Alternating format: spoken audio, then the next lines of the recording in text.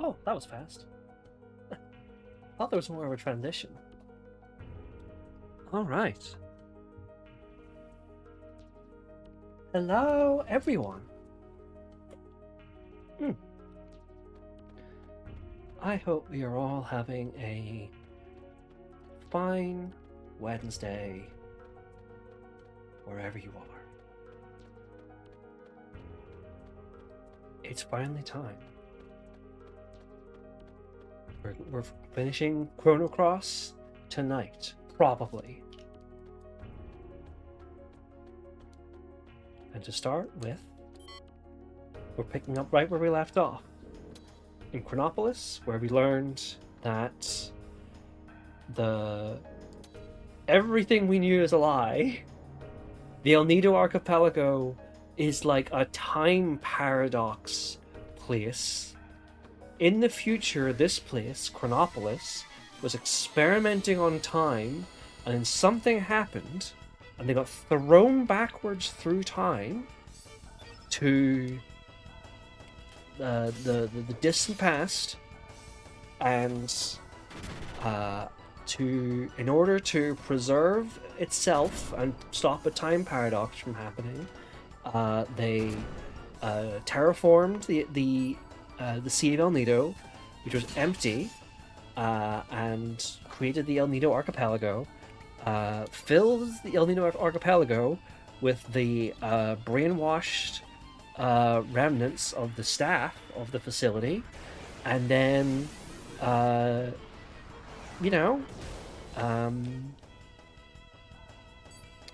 just been chilling since then, continuing the brainwashing. And all of this has been done under the auspices of the computer program that's in charge of this place, Fate. And this is even half of what's going on. It's all out, all the way to the finish line. Hope everyone's ready for it.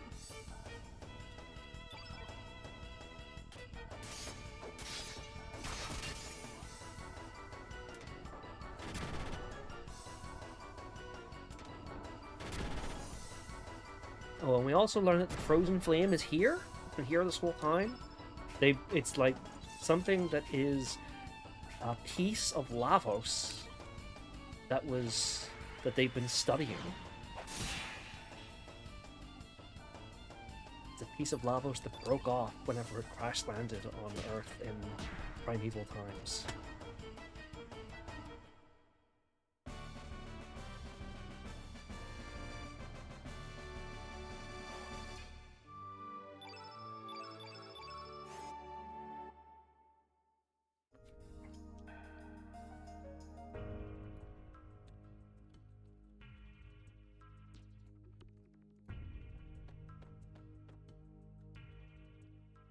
Fingerprint and retina scan required.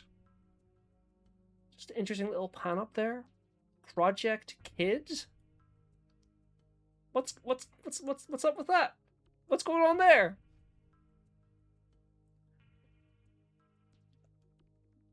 Please step inside the circle and hold up your left hand.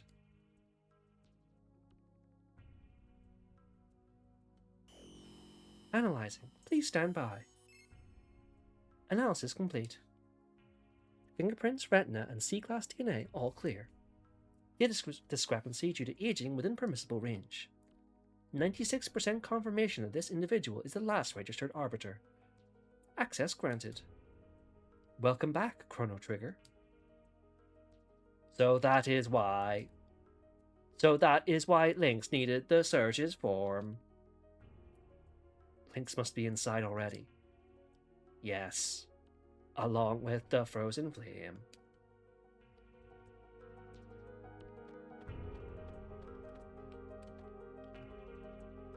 Arbiter confirmed. Access granted.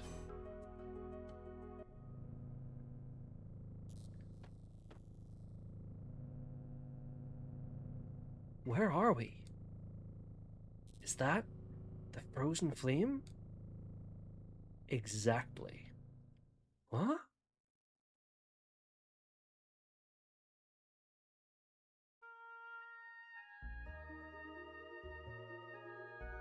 the hearer of people's prayers, the provider of riches, fame, and power, the bestower of eternal life, the promiser of peace and happiness.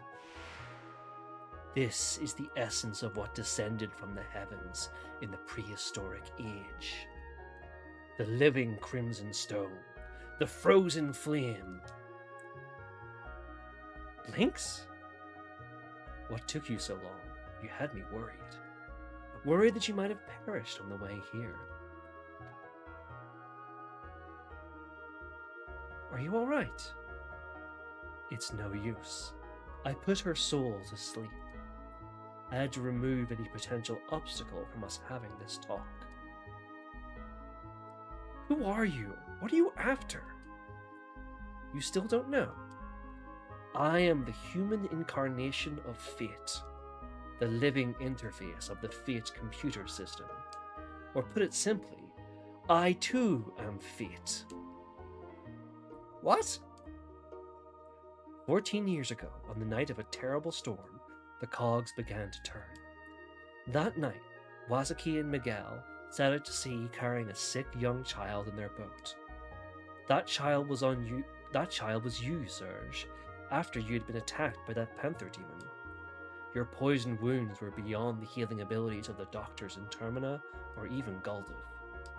So they set sail to Marble in order to see the siege there, not knowing how bad the storm would become. Being skilled sailors, the two men were able to survive the storm. They were blown off course and came ashore to this island, where they decided to seek shelter.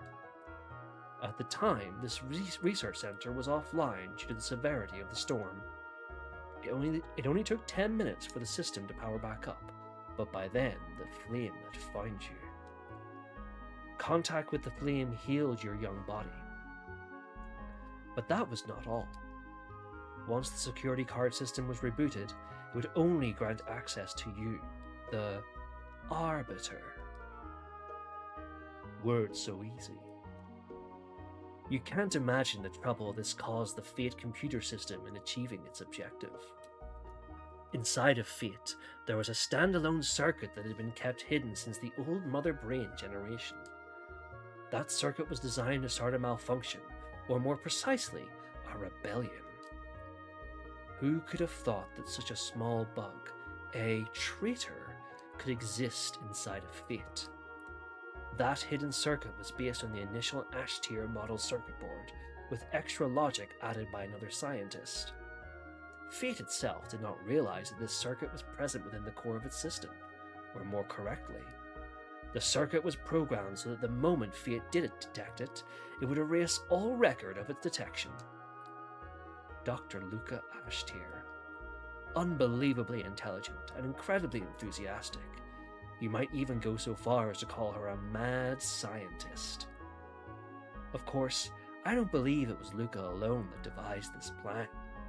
I'm sure the first curator of this research center, a man named Balthazar, had a hand in it too. Fate, bring out the traitor, Prometheus. Affirmative. Ah, you have finally released me. Welcome back. So you're the real Serge. I've waited a long time for you. I'm glad you made it in time. Serge, I beg you, please bring an end to the enmity between Fate and the dragons. Fate, eliminate him. Affirmative. Now eliminating Prometheus. No, you can't! Serge, please, for the future of mankind. For the future of... Idiot. Destruction to those who oppose the goddess of fate. So, just popping in to clarify that this is one of the big contention points with people, with fans of Chrono Trigger specifically, because the Prometheus circuit is Robo from Chrono Trigger. If you did the side quest, if you did Robo side quest stuff, you might recall that Mother Brain named Robo Prometheus originally, before he like lost his memory and decided to be niceys and stuff. So yeah, it's a little ambiguous what is actually happening here. Whether or not it is the Robo that existed prior, I don't actually think it is. I think that's a common misconception. I will explain it like a little bit later. Hold on while I ban big follows. Yeah. I don't think it's the same Robo from Chrono Trigger. I think what happens to the Robo from Chrono Trigger is actually way worse. But you know, we'll get to that when we get there. But yeah, basically, what I think this is in the future where Lavos wasn't killed, the mother brain system was still designed and still became part of Fate, and Luca used this opportunity to make like a new version of Robo to bring her friend back, and integrated him within Fate. So that is a version of Robo being killed. I'm not like downplaying that necessarily. I just don't think it was the Robo. A lot of people don't like that the suddenness of it. But yeah, that is. There's also some more stuff to talk about. But I'll continue with the scene. I've rambled on for too long now. Lynx, why you? Ha! Come, Serge.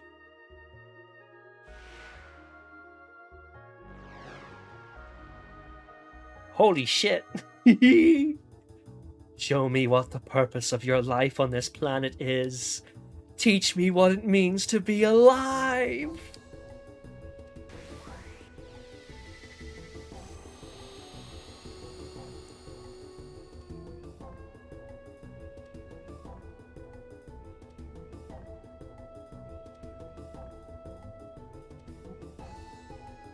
So this is it. Bet you didn't think that the final fight with Lynx, he would look like this, huh?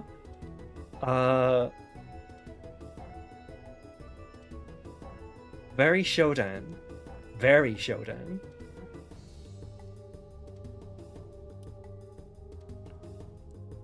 I love the design of Fate here.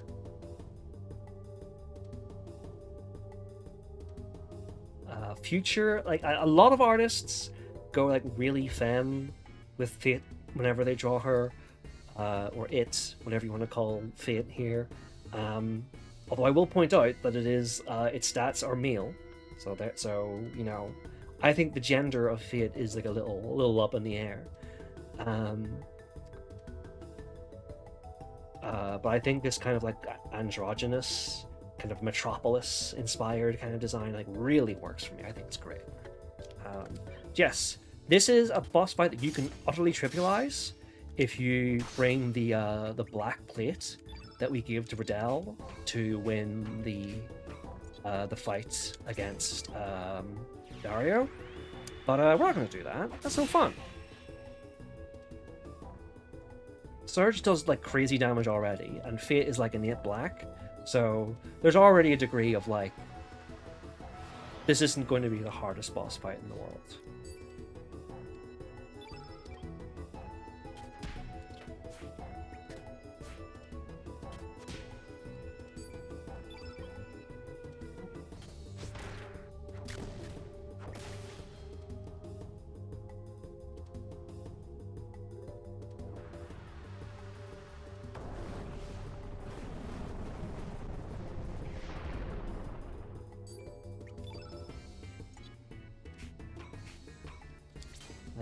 We picked up Grobix level 3 attack. We didn't get to show it off, so that was as good a time as any.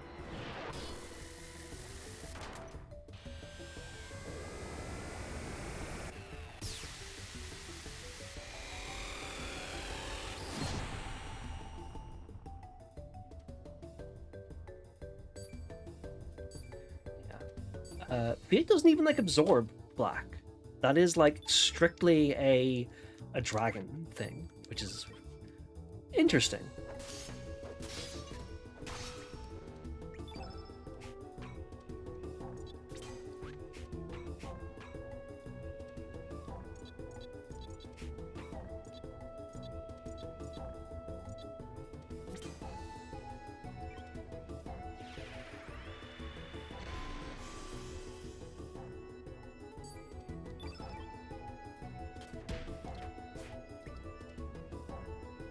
As you've no doubt surmised, Fate's gimmick is that they count down to a big mega attack uh, from 5 to 0.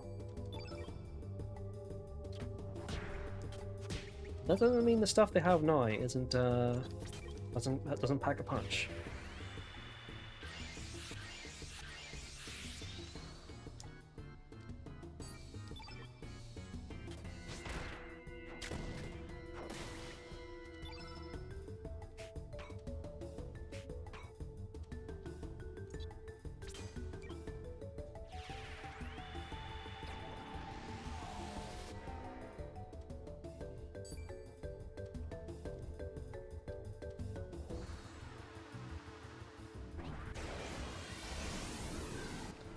Fate's battle theme is also really good. It's not my favorite in the game. I think that's probably either the Monster Arena battle theme or Miguel's battle theme, Prisoners of Fate. But I love the kind of like... There's like kind of something unhinged about like the melody. It's very kind of like, you know, it's a little bit off.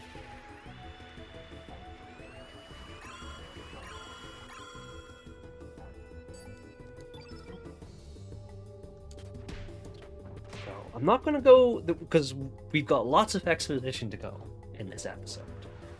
But something I think, invite you to keep in mind is what's happening here. Because Fate has been, we know explicitly, Fate monitors and controls the people of El Nido through the records of Fate. Our save points. We've been using the records of Fate an awful lot. What's going on here exactly? How are we able to do this? Why didn't Fate simply brainwash us so that we wouldn't be fighting against her? Why has it seemed like every step of the way, Lynx has just been kind of like baiting us to go forward?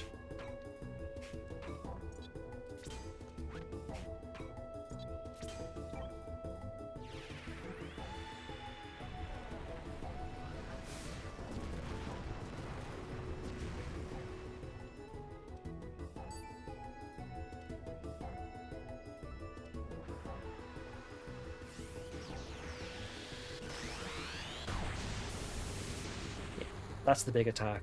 It's pretty hefty, but it's like actually very manageable.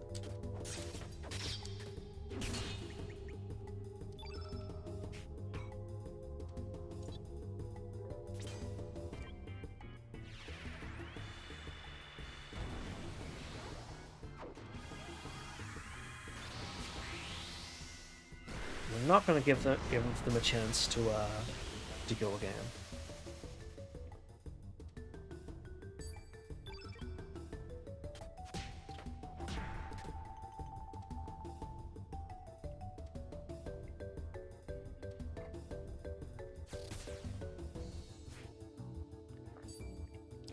Camera kind of like made it so we couldn't see it, but I love Fate's melee moves.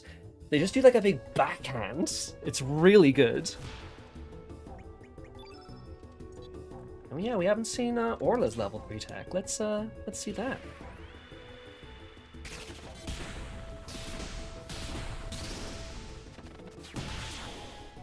They air juggled Fate so hard it broke off her like wires.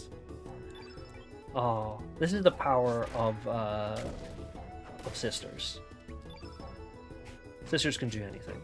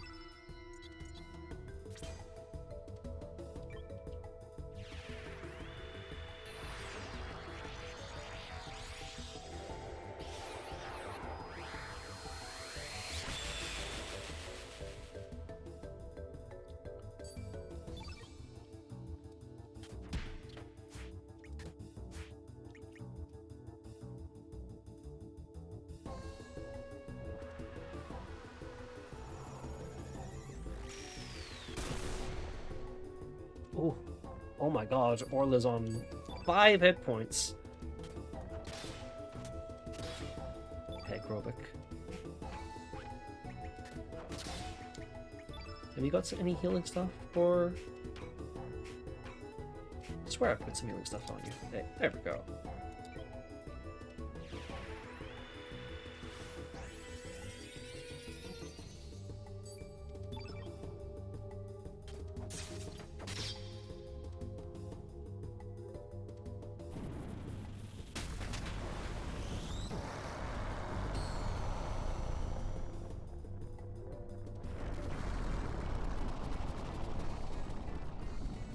And that's it. Fate's dead, everybody.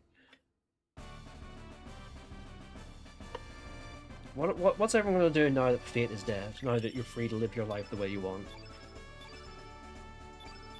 I'm sure that there's going to be no negative consequences to this whatsoever. It's like we just kicked the shit out of the operating system for like the entire region of the world. No! How could you? Fate, the goddess of fate, was not meant to die.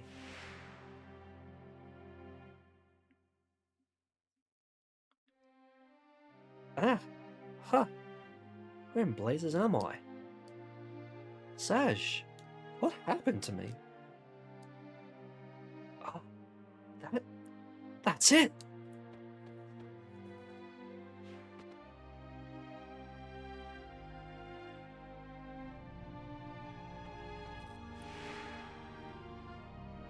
No! Hooray! Ne touches pas! Do not touch it! Carl's back, everybody! Kid, I know the feelings you have inside of you. The urge to bring everything to nothing is now stronger than your desire to save everyone. You may want to throw yourself down the cliff of destruction. That is your imperative. But see for play, kid. Do not drag Serge and the others down into destruction with you. Shut up, you loony. I know what I'm doing. It's too late. There's no turning back now.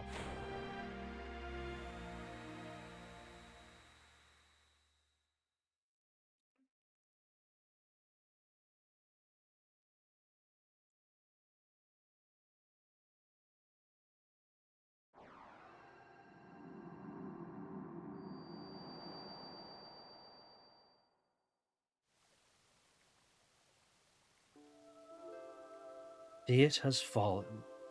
Fate has died.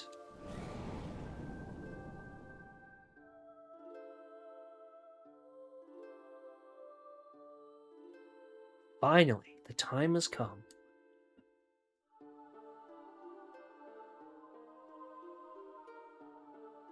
Indeed, the long endless night shall finally come to an end.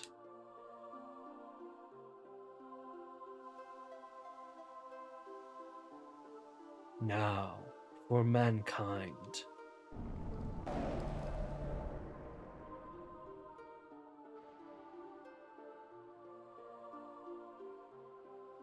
I shall make you bleed! What was that? Feel 1,000,000 years of this planet's agony, pain, and suffering.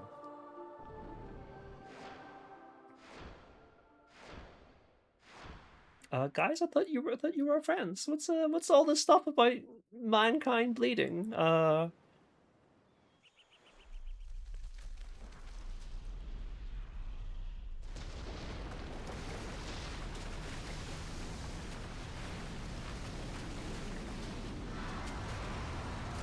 Hey, if you were wondering where the image on the front cover of the game comes from,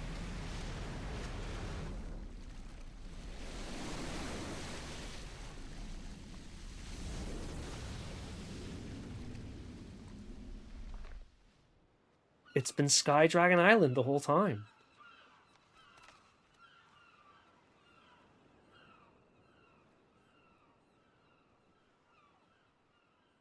God.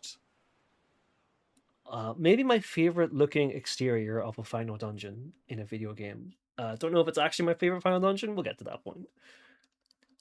Terra Tower. It's come back to life again. In the year 2400, during a counted time experiment, the flame goes out of control.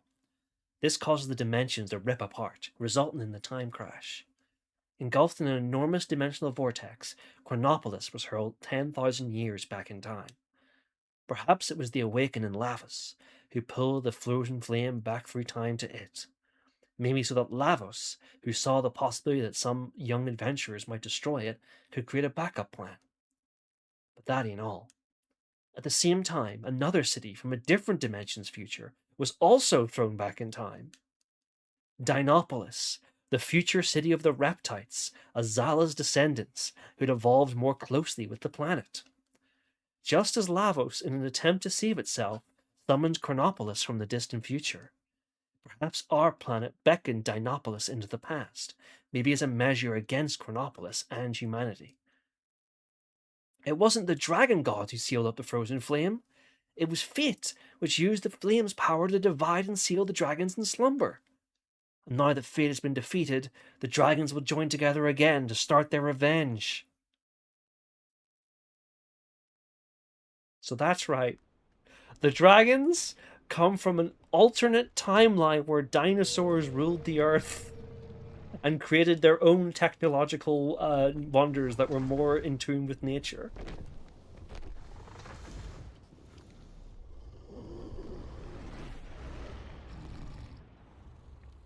The dragon gods are dinosaur computers.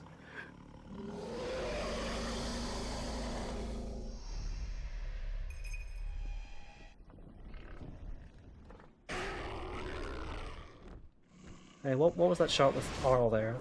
I don't like that. I don't like the implication being made there.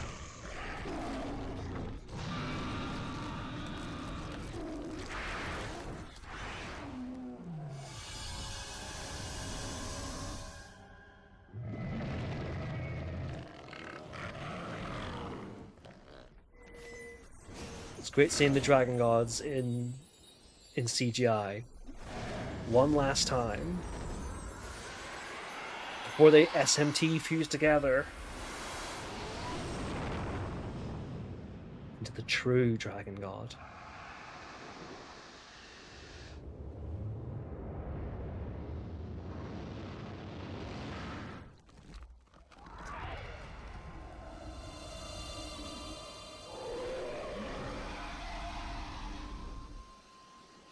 That's a Doom stock sound effect.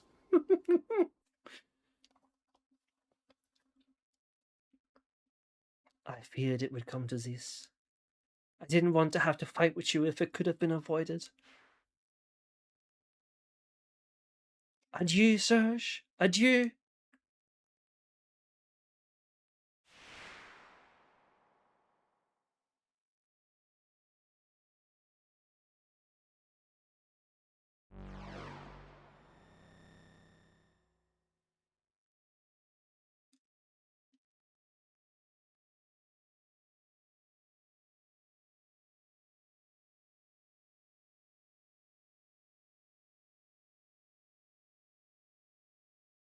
Give me a frickin' break.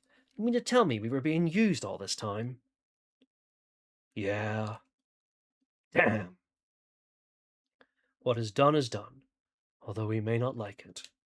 In any case, we need to make our way into that floating tower. Yes, we cannot just twiddle our thumbs and do nothing. The only problem is... So, we have to find a way up there, right? It's not like the great SS Invincible can make it up there either. There has to be a way. At least our objective is clear. I do not know how, but we must find a way. So, like, whatever happened to Kid after that?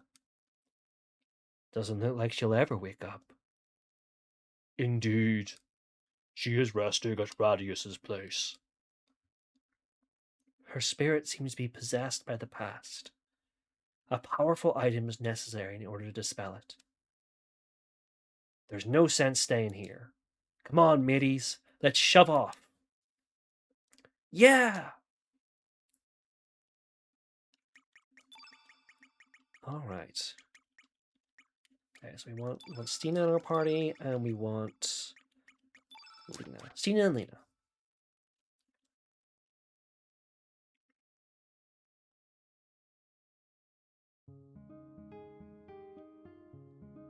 Okay, so we'll be heading to Radius's place to see what's going on with uh, Kid in just a bit. First of all, yeah, its Terra Tower is floating there. We can't get in, but it does change the world map.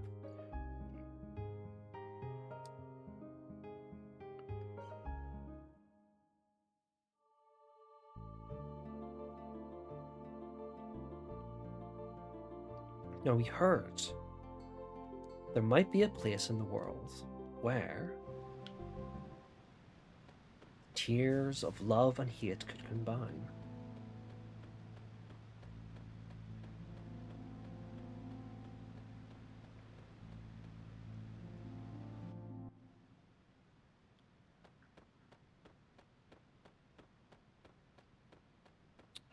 In case you don't remember this place, because we only saw it once, this is where Radius and Garai found the Masamune. It appears that the altar at the back of the cave is made to house the dragon tear. The strange thing is, there's only meant to be one dragon tear in this land, and yet the altar is holding two stands. I wonder what that could indicate. Ancient lore reveals that the Dragonites knew of certain land formations they call power spots. There, they are said to have used the natural energy of the planet to generate elements.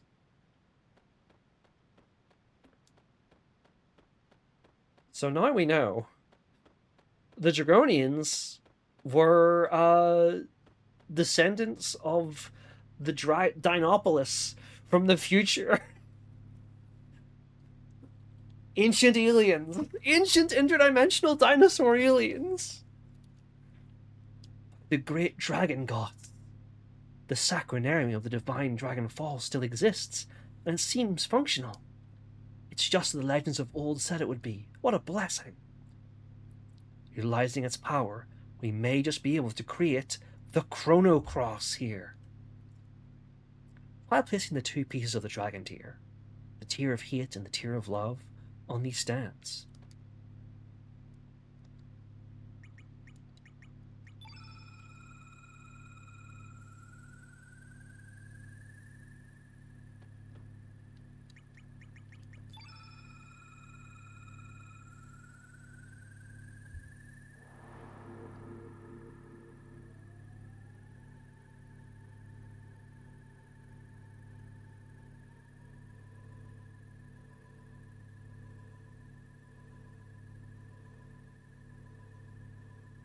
I like this background here, all those freaky faces.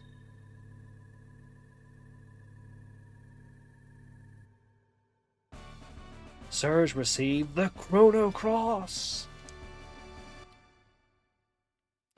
Serge received the FIFA Street 2. Serge received the Valkyrie Profile Lenneth. So yeah, the Chrono Cross. It's a thing. We can only put it in our 8th slot, which is, kind of inconvenient, but it has two uses. One, we won't know until very much later into the game. But what we can use it now is it'll bring back all our elements. Crazy!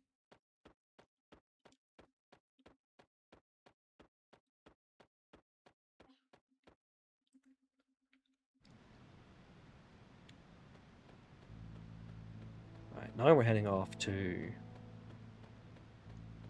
I think my favorite sequence in the entire game.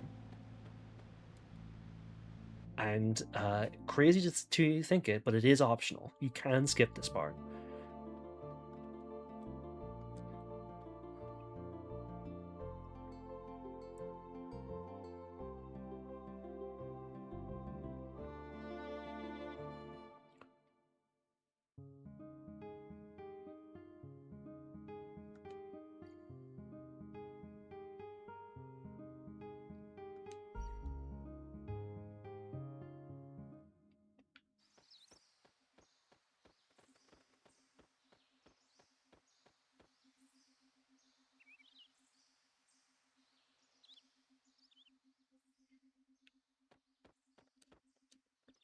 Kid is resting in bed. She hasn't come out of her coma yet.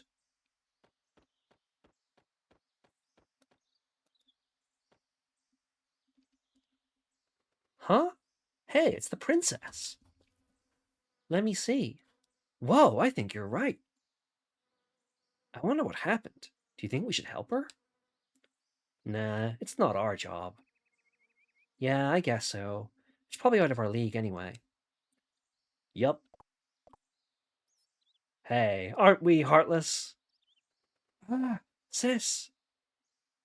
But the princess is bound by the past, and even we can't bring her back there. Look closely. See that? Hey, it's the time egg? Yes. Although it's not in its complete form. Did that girl with the glasses make it? Probably. Even though it's in its incomplete form, if we can focus our powers into it, then maybe it'll work. Yeah. Okay, new master. Yup, it's you. We're going to lend you our powers for a little bit. We're sending you back to the past where the princess is bound. We only have one chance. Take care of the princess. Master Mune!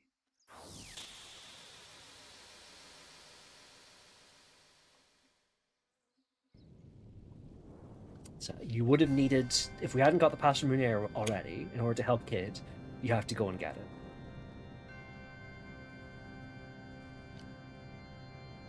And if you've played Chrono Trigger, this might be a familiar locale.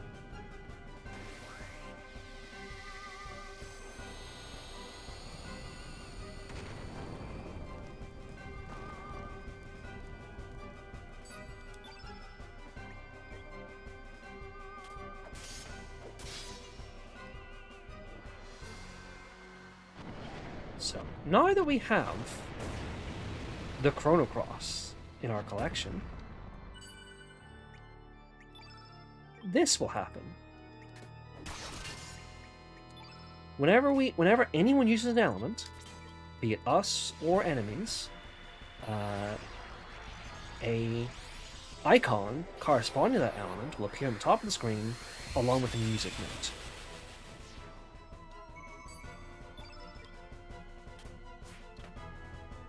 Just keep that in mind.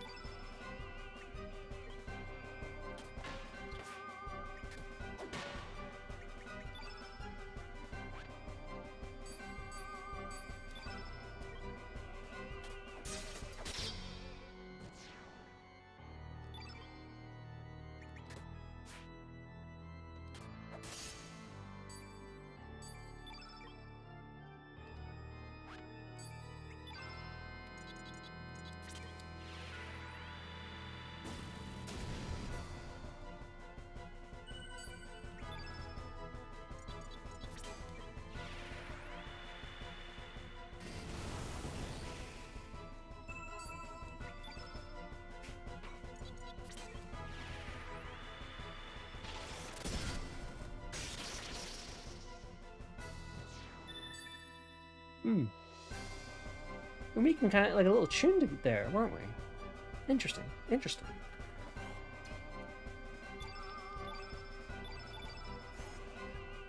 You know, there is something of an adventure game puzzle at the end of this game. Miss Kid and Mistress Luca are stuck in the back room. I'm sorry that I lack the power to help you. No.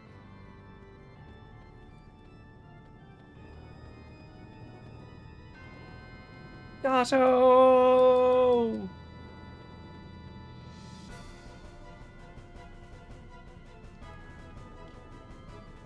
Thanks a lot, mister. I didn't make it out in time, so I had to hide in there. There's still more of us hiding in them rooms. You gotta help them, guys.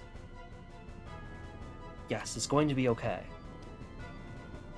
Gee, thanks, guys. Here, take this. Serge received Rainbow Shell.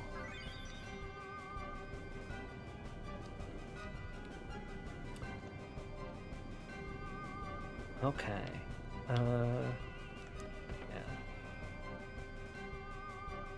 Oh, wait, hold on a second. There was another kid there. Well, I guess they're fine. They got out.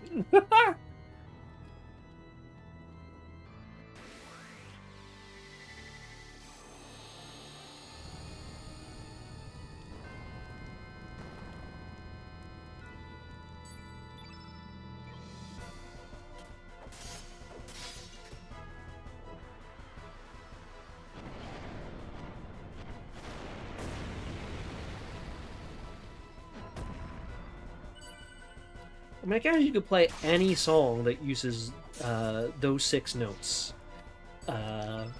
which I guess is like leaves you with some range to be desired. I guess. But I guess it's not impossible. There are some stuff to be recognizable. Really, though, it feels like it was made from one song.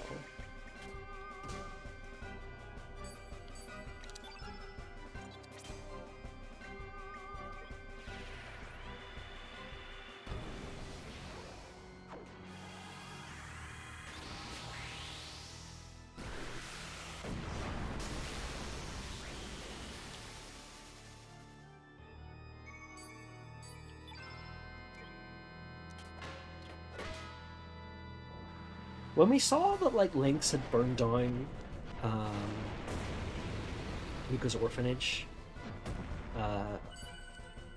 did anyone else assume that he did it with like giant lava monsters in every room? I kind of just presumed he just, you know, kicked over a lamp or something.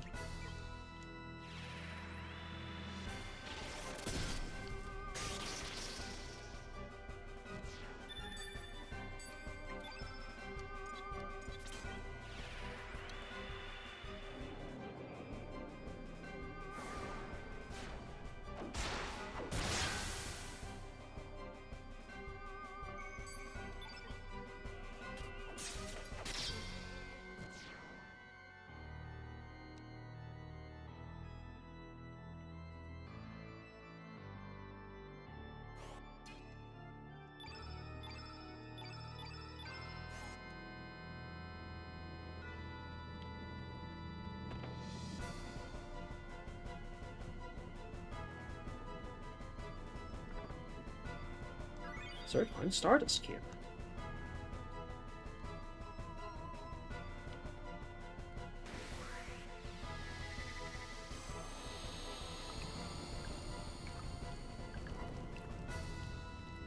Wow, you can hear the tap running in this balcony. That's so good.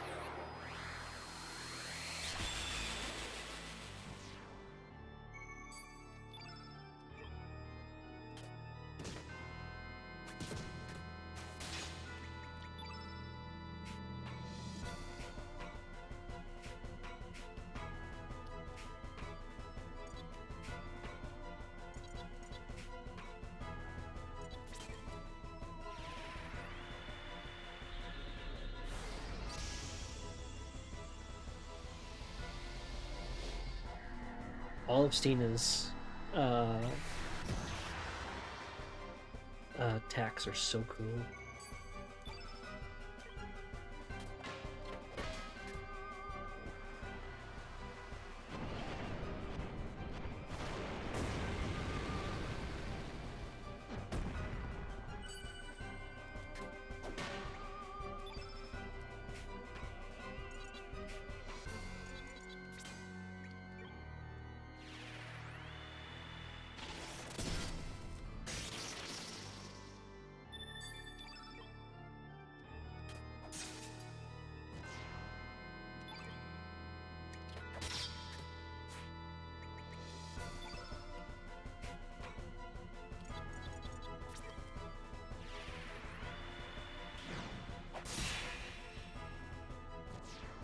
Dash and Slash does so much damage now. Serge is a beefy boy.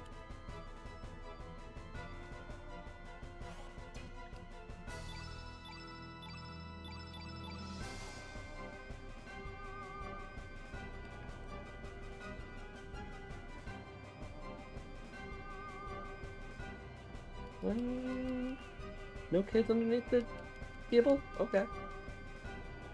No kids in the bridge.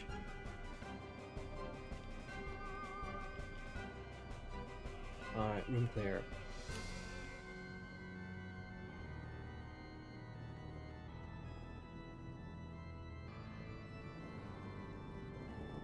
Okay, well, that's blocking the path there. Ah, you know what? Give us a second, big man.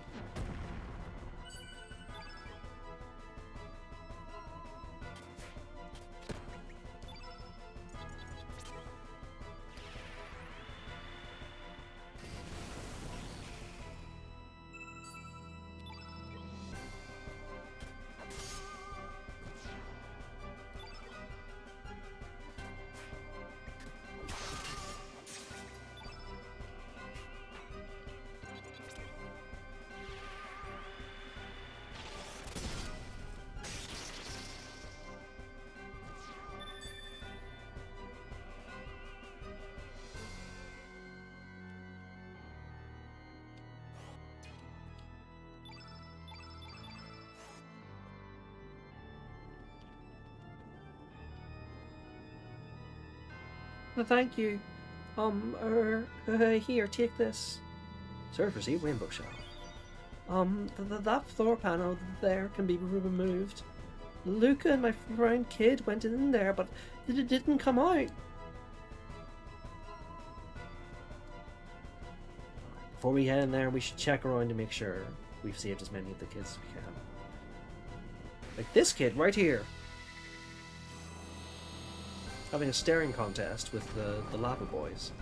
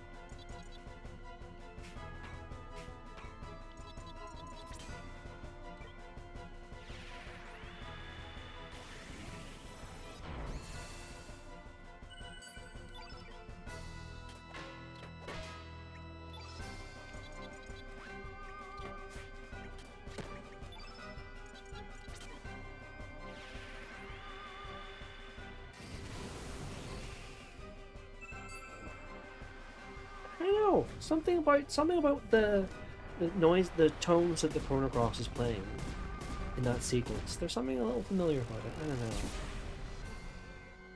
It's probably nothing.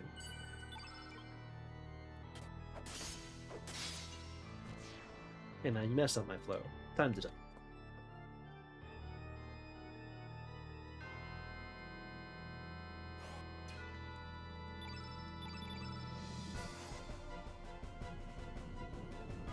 Wow, mister, you sure are strong. When I grow up, I want to be strong like you. Oh yeah, here, mister, take this. Serve received nostrum. Oh, and there's another kid hiding in that bedroom.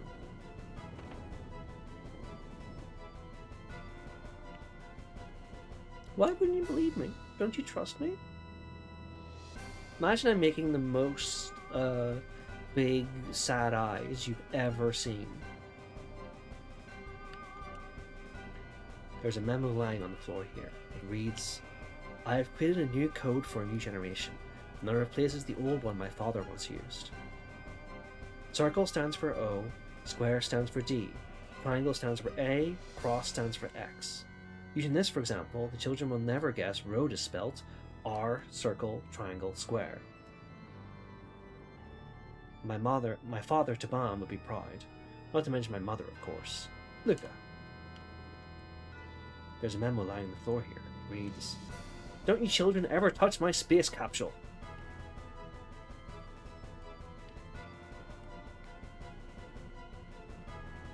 In case of fire, use this ice gun.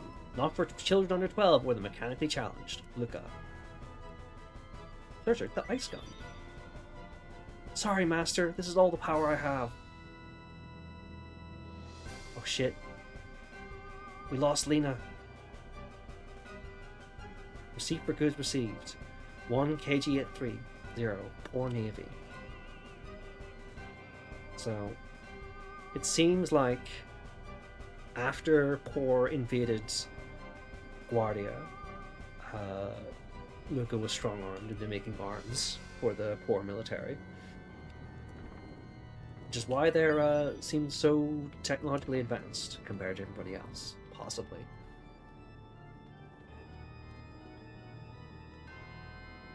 One month, one day, I failed. I was so close to stabilizing the time axis too.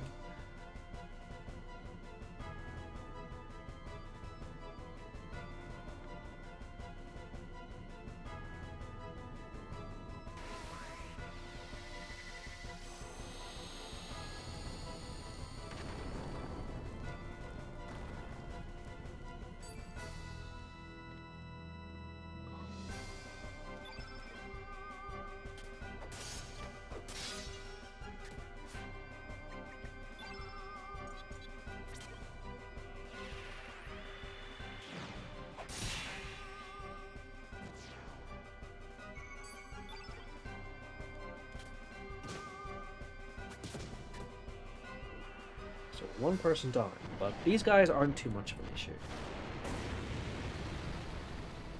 They don't do that much damage.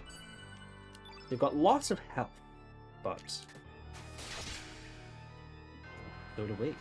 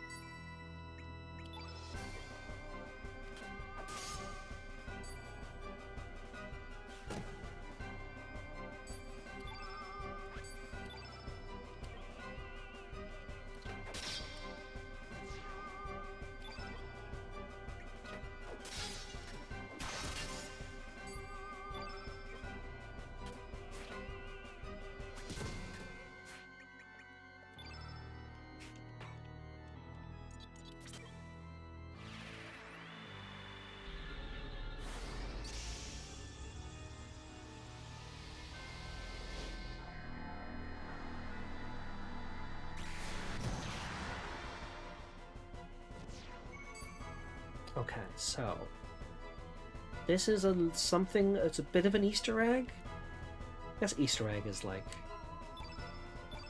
it's something I think you need knowledge from Chrono Trigger in order to see. Oh, it burns. get some ointment on that real quick. Yeah, so... where is the thing? Okay, so...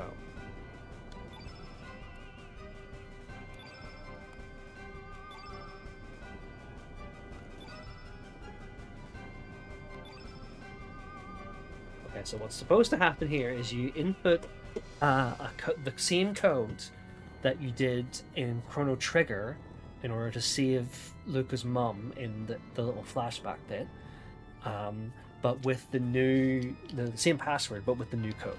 So it's L A R A.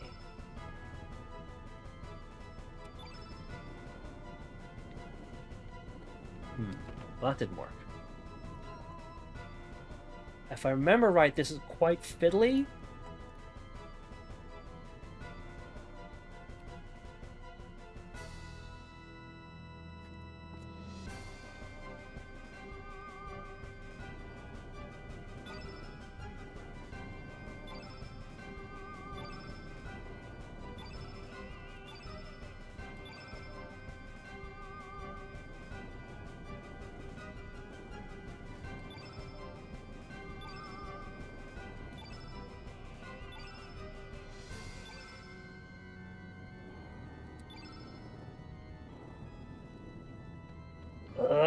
Okay, I know I'm doing this right. I'm just... What is the actual timing that I need?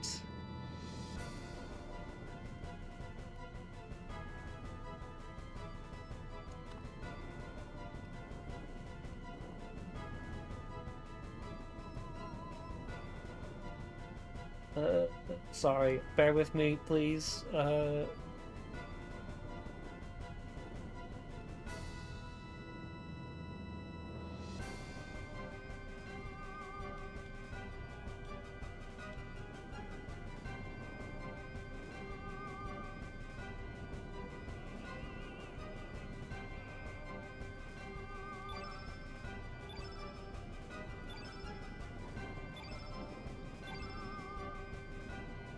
Oh, right. Yes. Okay. I remember what the problem is. So, if you have that on, it doesn't work for some reason.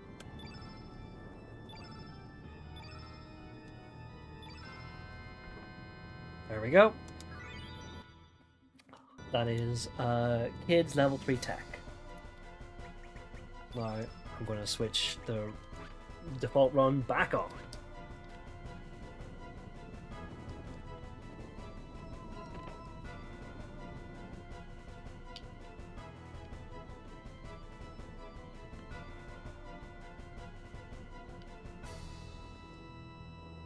Floor panel looks like it can be removed. Remove it? Yes.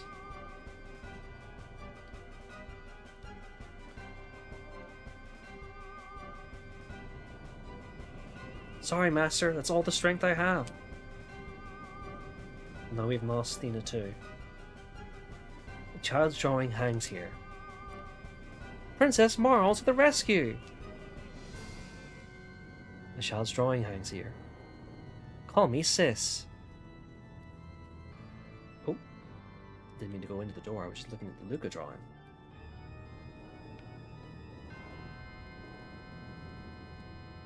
A child's drawing hands here. Chrono is cool.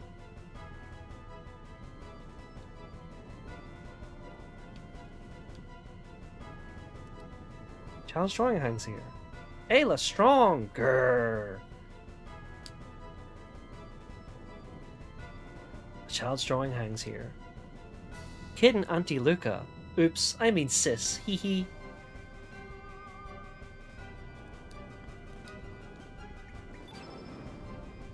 So you need to use the ice gun there in order to see. Robo made the desert green. I like that Robo's shoutout is probably my favorite quest in Chrono Trigger.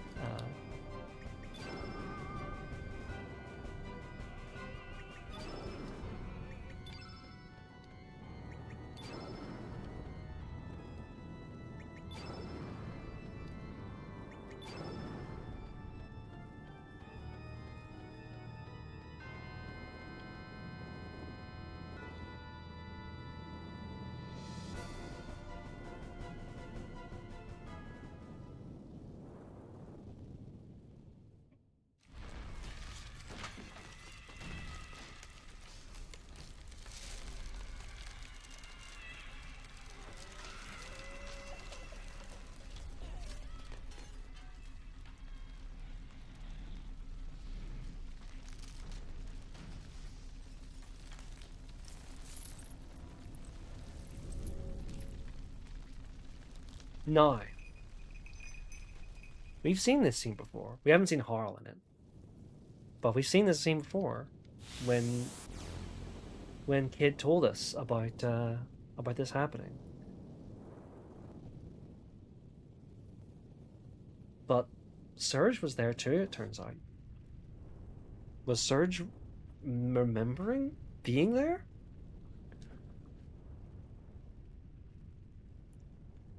What a shot.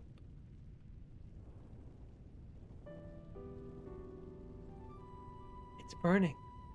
Our home is burning. Luca, all my friends, they're... Why? Why did this happen?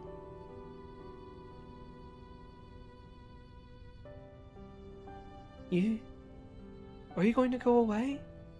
Are you going to leave me? I'm going to be left all on my own again, aren't I? Everybody I've ever loved has gone far, far away. I won't leave you. Really? Do you mean that?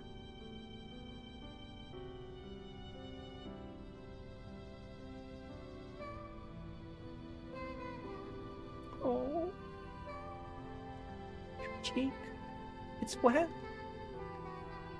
Thank you. Thank you for saving me. Will I ever see you again?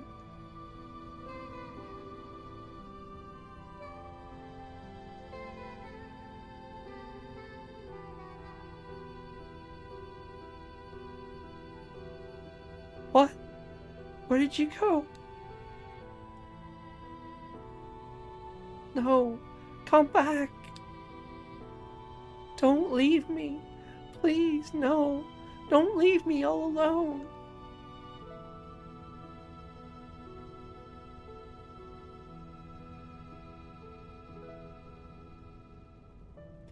That bit fucks me up every time, man.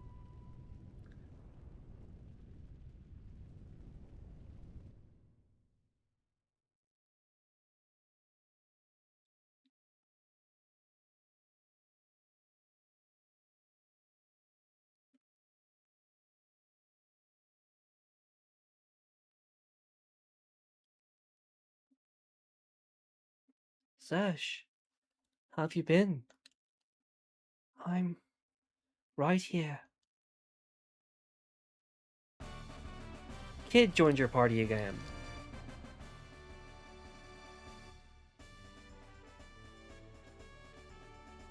Thank goodness. This must be the power of Serge's love. Ho ho ho! Ah yes, Kid. Lucia is waiting for you in her lab in Viper Manor. She wanted to give you something. Anyway, there's no rush. I suggest you rest here for the day.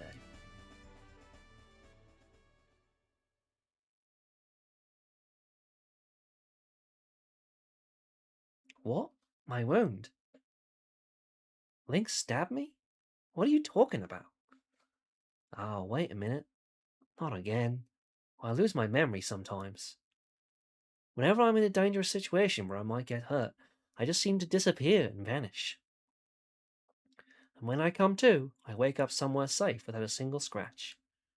The thing is, I can't remember what happened. I don't get it.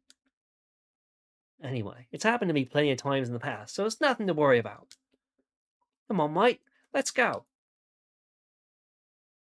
Unhinged.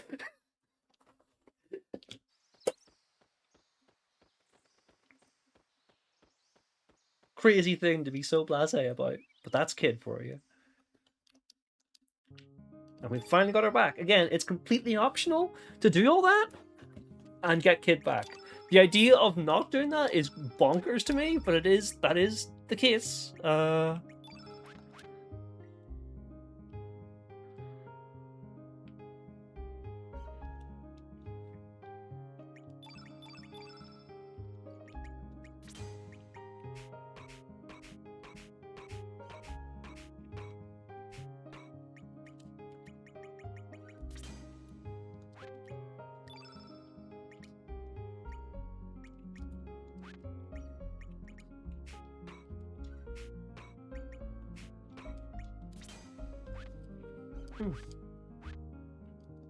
All right.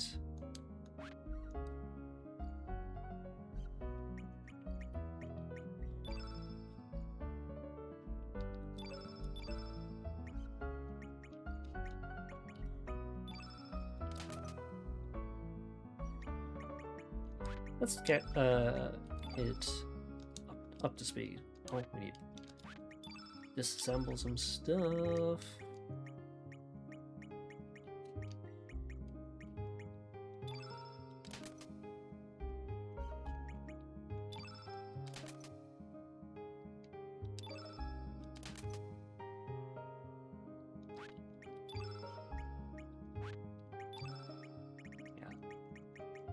There is.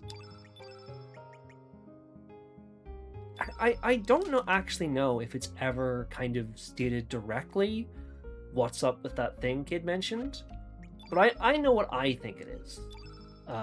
Certainly. I don't know if I should say it now or later, but like, and I feel pretty set in my feelings about it.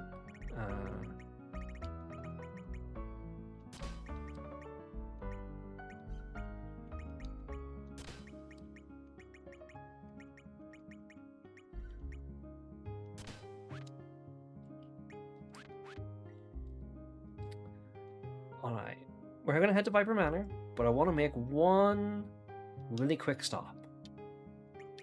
I just want to make sure I didn't get it like off stream or anything.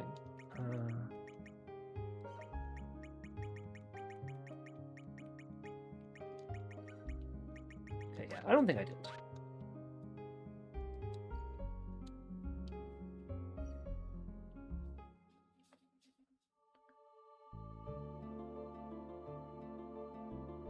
Oh, actually, sorry. Sorry, Turnip. I need you out of the party. We're gonna bring Athena back in.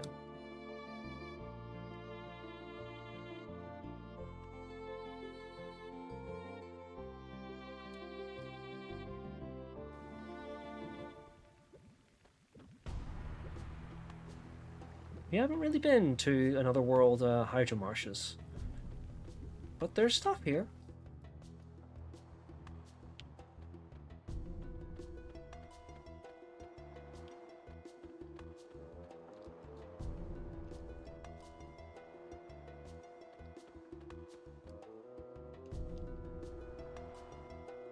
Does that not seem odd to you?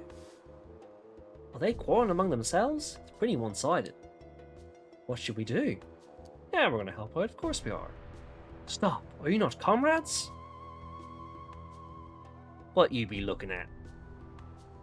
He be not one of us, and neither be you. We be finishing him off later.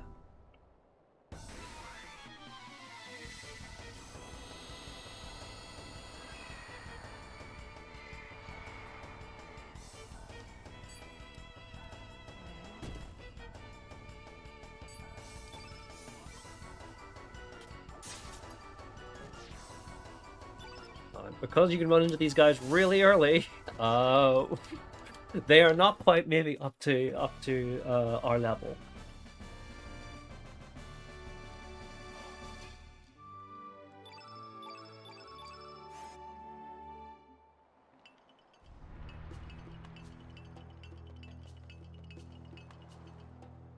Thank you for helping me. You be brave. Oh. Apologies, my headphones fell out. This Biba a token of my appreciation. It Biba ancient fruit, which grows in ancient ground. Why do you have ancient fruit? Oh well, that Biba no business of mine. I don't know if that Biba to your liking, but that fruit Biba tasted good. You run out, don't be afraid to ask for more. I have plenty, and I owe you one for helping me. So that's another way you can get an ancient fruit to get into Gaia's navel. You just talk to that guy.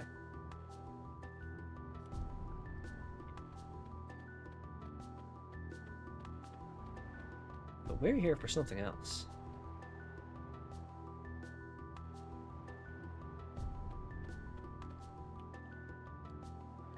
All of a sudden, the ground collapsed. Plus, there's a strange odor coming from the hole. Judging from my experience, this may be something we should avoid altogether. I advise you not to go down. Jump in the big hole? Go for it.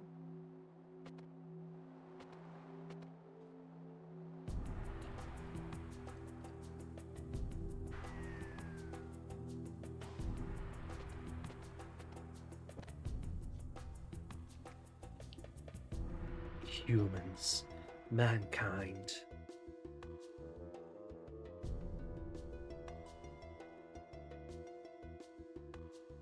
This forest is dead. Our Hydra perished. Our hatred of mankind. Listen to this planet's woes, humans.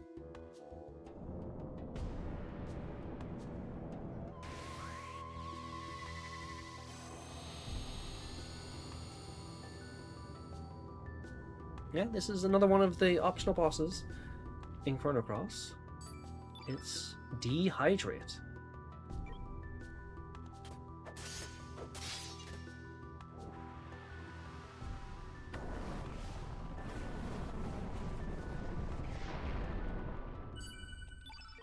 Unfortunately, we are once again pretty over-leveled for it.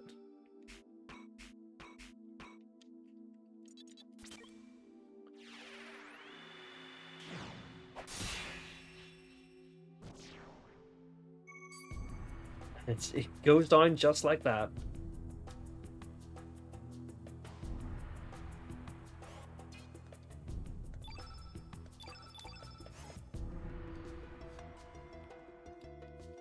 Have we brought about any change by defeating that Hydra? Did we do the right thing? Who knows what is right or wrong? Nobody has the answer. Serge, we should just get going. Serge received Hydra Shadow. Yeah, I mentioned that Stina, you had to get her level 2 and her level 3 elements. This is her level 2.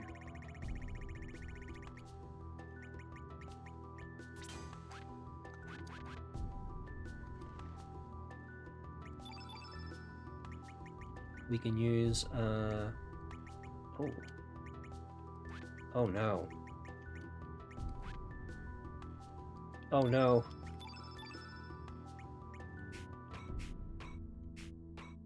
I don't have enough sprains for everyone. Okay, there's Panacea. That's fine.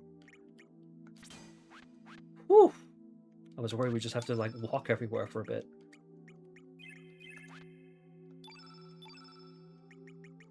Oh, Dr. Nerdbug, thank you for subscribing.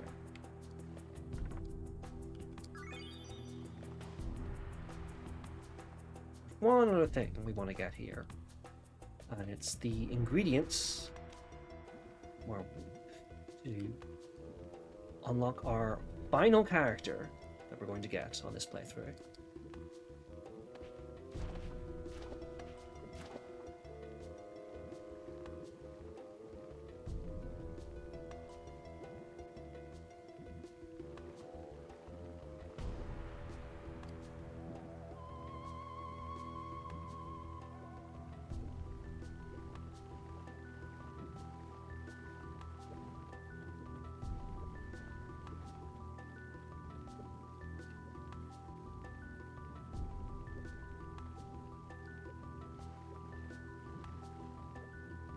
Wahaha!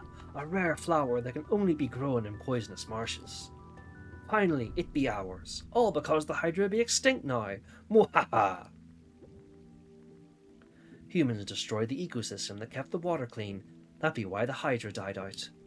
With the ruler of the forest dead, the dwarves be gone now. This forest be belonging to us. I know why these guys talk like pirates. What are those two talking about? What you be looking at? Pretty impressive making it through the poison marshes. But there be nothing here. Get lost. Beat it. No, wait. They must be pretty weak from the poison. Let's have fun with them. Mwahaha. Not a bad idea. Let's tear them up.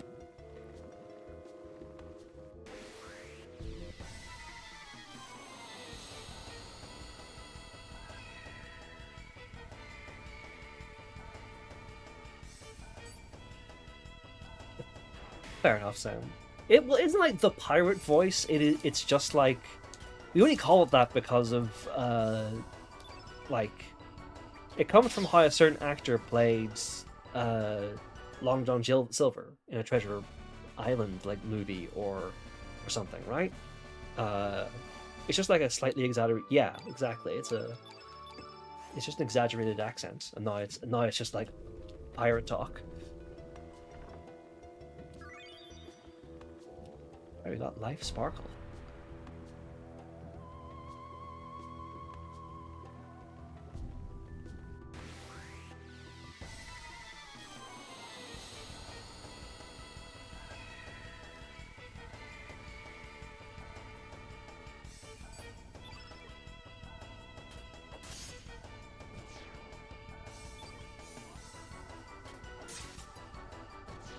I have read Treasure Planet. Oh, Treasure. There you go. I have read Treasure Island, but the thing I think of in my head is Treasure Planet.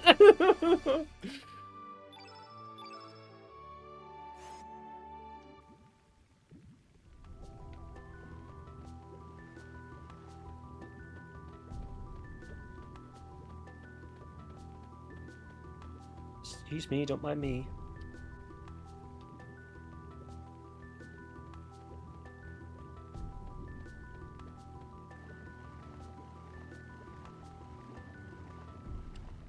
But I think Treasure Planet is like the only Treasure Island like thing I've seen in terms of like an adaptation.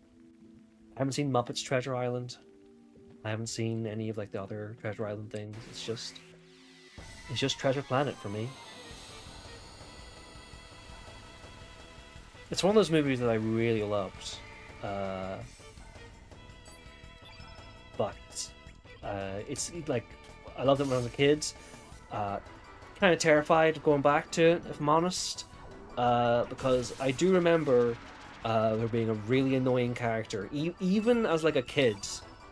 Looking back at that character, I'm like, oh, that's quite annoying, to be honest.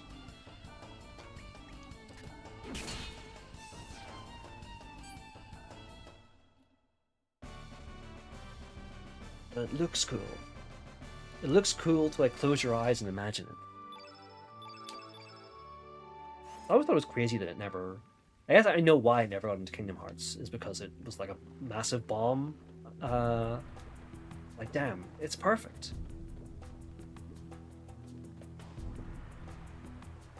I was so convinced Treasure Planet would be in Kingdom Hearts 2 when I was a kid.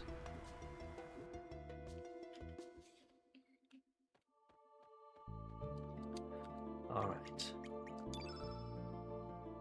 Idiot Soviet Treasure Island. I'm not familiar with that one.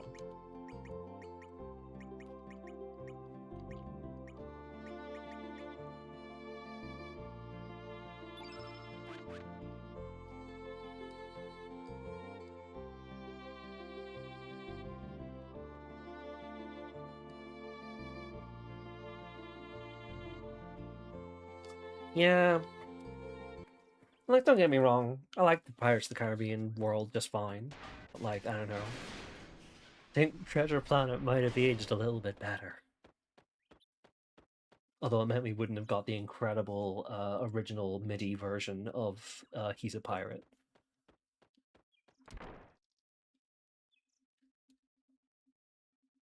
Okay, so first of all, uh, let's go recruit our new party member.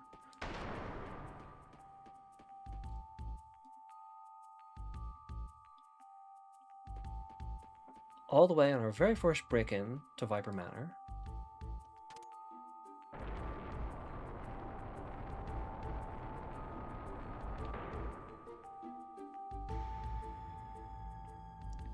There was this roof garden here where a kid got stabbed.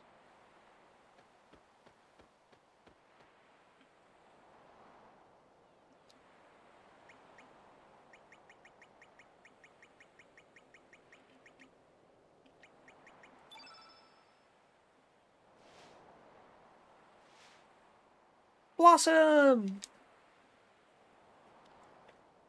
Hi! I'm new for you. So you must be my master. Nice to meet you, bud. Neo joined your party. So yes, the final member of the team is a flower that has come to life. Yeah, the final little guy.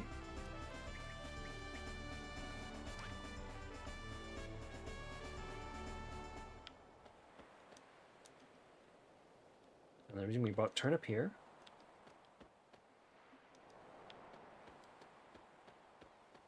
Oh, can I not? Shit. Well, the thing you're supposed to do is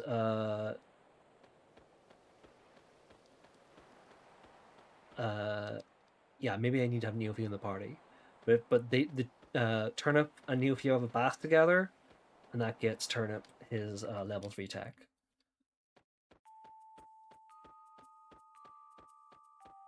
And they also have a dual tech together, I believe. Or do they have a triple tech with Rasley? I think it's a dual tech they have.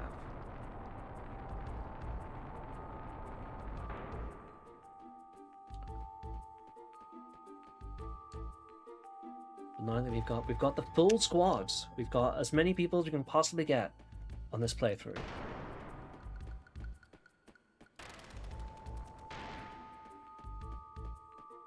It's time to see what Lucia wants with Kid.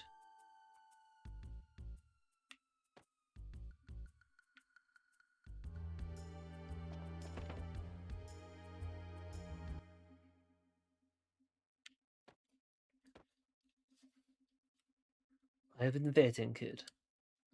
There is something I want to give you. Huh? Me? I was told to give it to you when the time was right. It's for you. From Luca. You knew Luca? Here.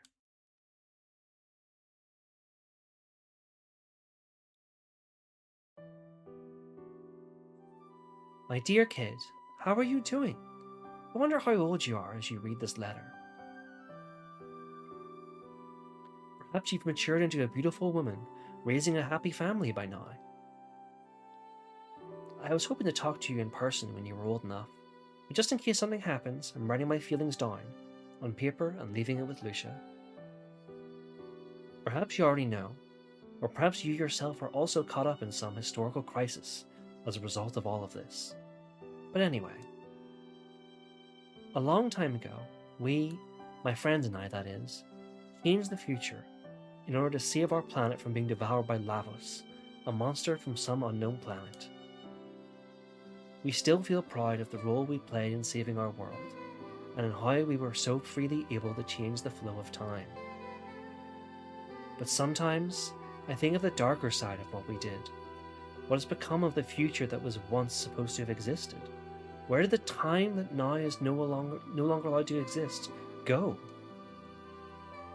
It is true that, thanks to our altering the flow of history, we were able to save so many lives and prevent so much sadness and suffering. When you think of it, we also caused the deaths of so many that were meant to come into existence in the timeline we destroyed, and also caused new sadness and suffering further along in the new future we created. That is why I worry that someone might seek revenge on us for what we did. I have had a constant dread in my heart that someone in our new future will travel back in time, just like we did, and try to kill or capture my friends and me.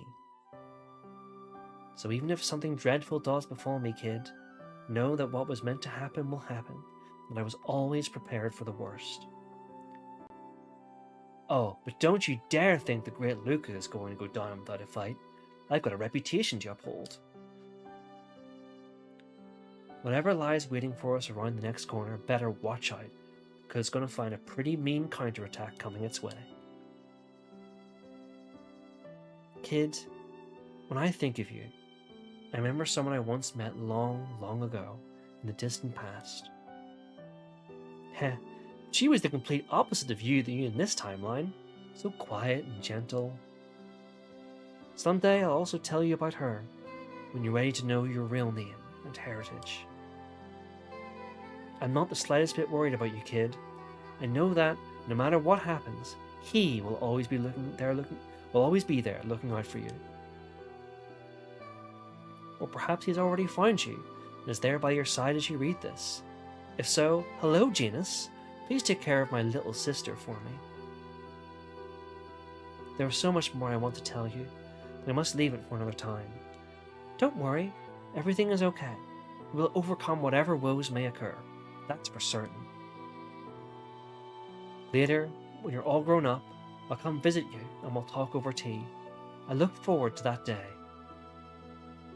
Well, anyway, kid, until we meet again, forever and ever your friend, no matter which timeline it is. Yours sincerely, Luca Ashtier. P.S. Call out the tomboy act. Believe me, you'll become a beautiful young lady one day, or my name isn't Luca the Great.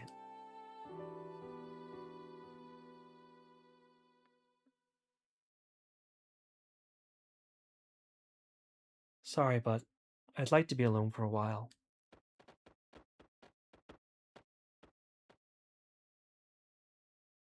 I can't believe you, sis. You're the one who always laughs about there's nothing definite or certain in this world. Sis.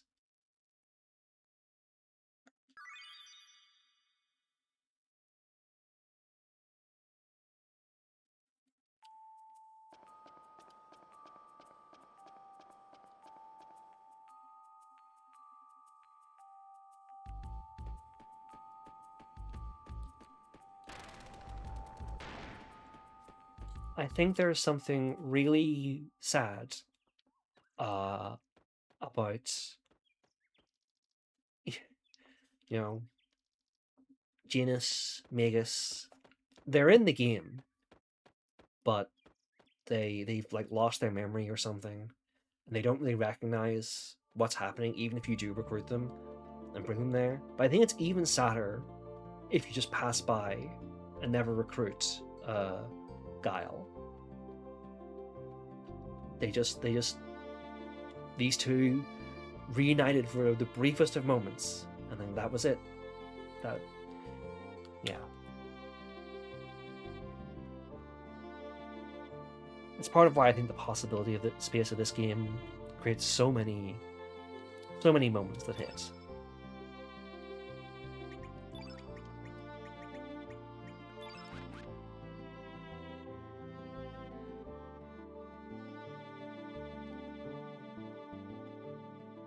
Well, actually,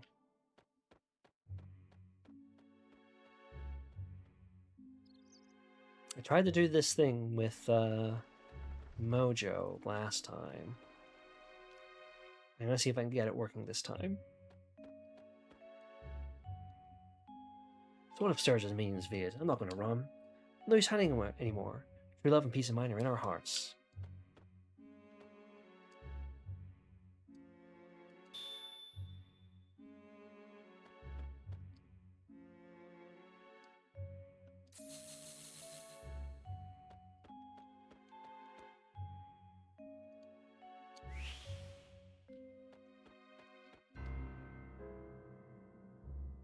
Boogum, Surgeon, how's it going, My body will turn into jelly if I don't start working out.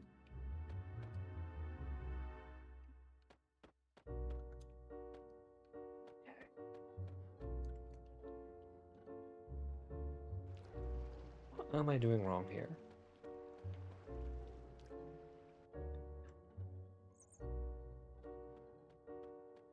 Do I need to go into Homeworld first, maybe?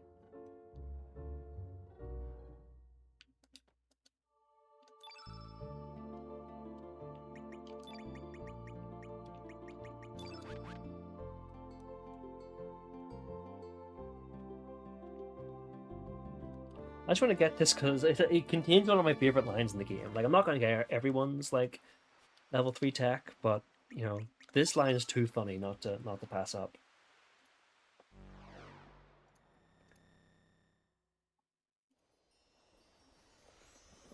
Or too funny to pass up.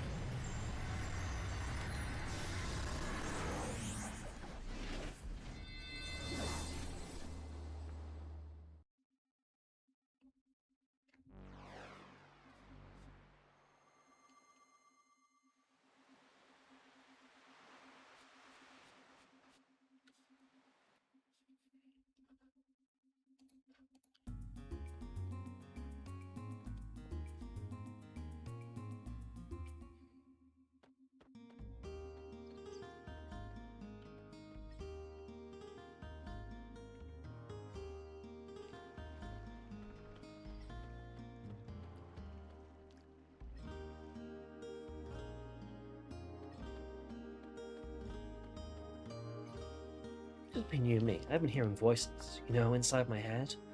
Something like praying to lazy Ori and Licky. Even if you had all the money in the world, what use is it if you're dead? Even if you had eternal life, what's the point of each day if you don't have love? Stuff like that. Weird, huh? Oh man, maybe I'm overworked.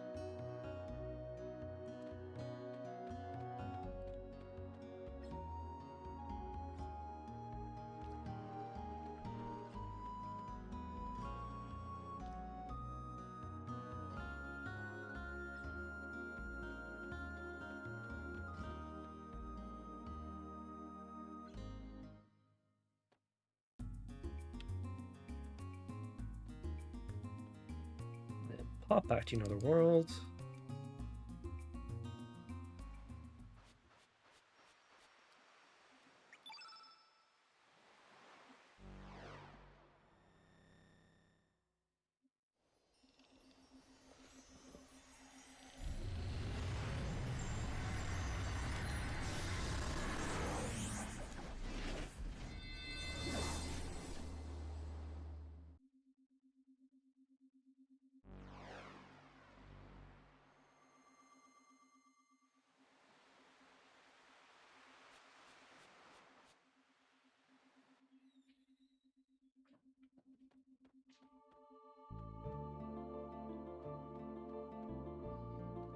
Ooh, Haya's Golden Sun. Damn.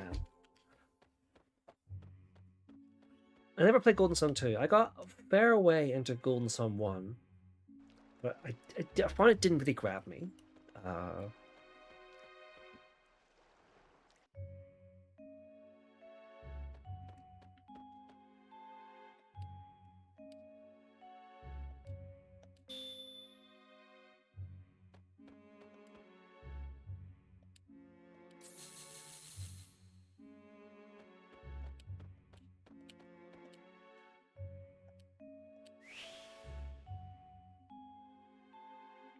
There we go. Finally triggered it.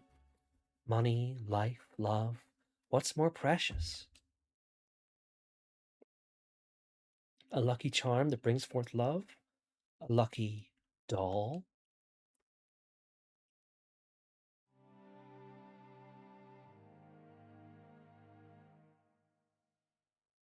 It's just an outright lie about me being my lucky charm. I came into this world as a means of placing a curse on people. I'm all about anger and hate. That's it. That's the line I was looking for.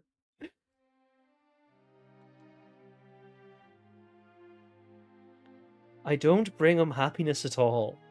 I'm just a malicious, unlucky straw doll. Oh, Mojo, you make me happy. I got this feeling at my heart when my senses started to awaken him. I simply stood here, pondering and wondering. If I came into this world just to play some curses on people, then I wish I hadn't been born at all. But something inside me began to stir. That was when I first met you, Serge. And as I travelled alongside you, I got to thinking. I feel I'm very fortunate to be born in this age, because I was able to meet up with all of you. Now I realize that no matter what the reason for being alive, I'm really glad I was born into this world. Thanks, Serge. I'm not a lucky doll. I'm just an ugly straw doll. Still, I am very happy. Mojo changed for the better, just a little bit. Mojo learned Hoodoo Guru. Serge, I'm really glad I met you.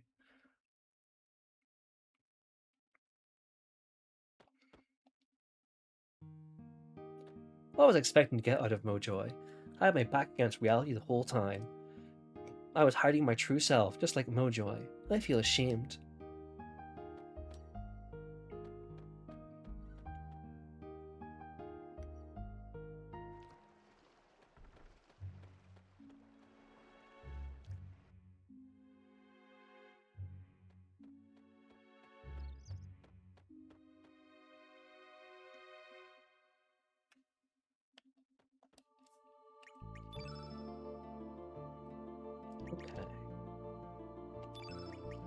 Yep. Sorry, Mojo. You will not be joining our party for the final stretch, I don't think. Ah, well, you know what? Maybe. If people want to see Mojo for the final stretch, I will take I'll take him along. But first things first. We've got a Terra Tower situation to deal with. And who do we know that has flying capabilities?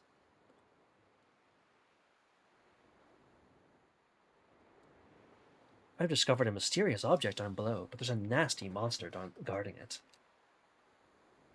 No matter how many times I hack away at it, it doesn't seem to have any effect. I've tried some elements too. There are some that work and some that don't.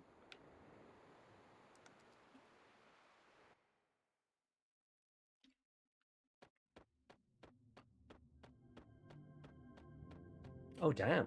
That surprises me, Sam. Like I said, I remember the narrative in Golden Sun 1 was very thin when I played it. The thing I mostly remember is that I find that like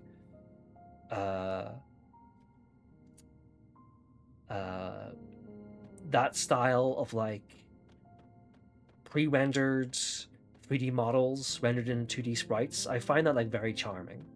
So I remember liking the look of that game more than anything else.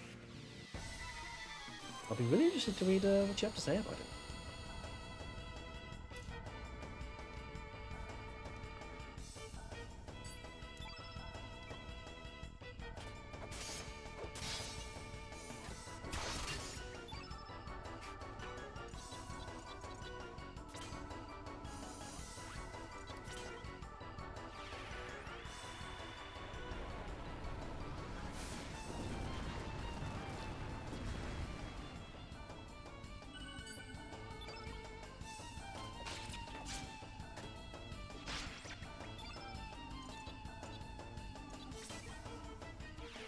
Very simple, this boss.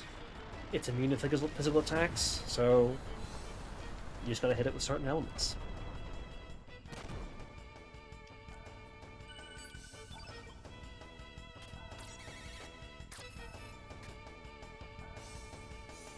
Frankly, I don't know why Camelot isn't allowed to make RPGs again. Because, like, the Mario sports games have not been, like, good for quite some time. When was the last good Mario sports game?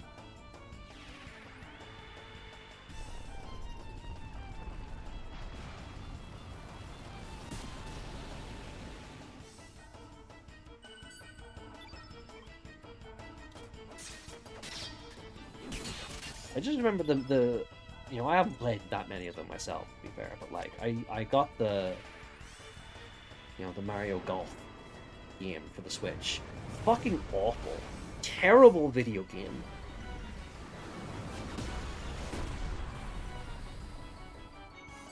Got it to play with other people, and I think we played maybe 2 games.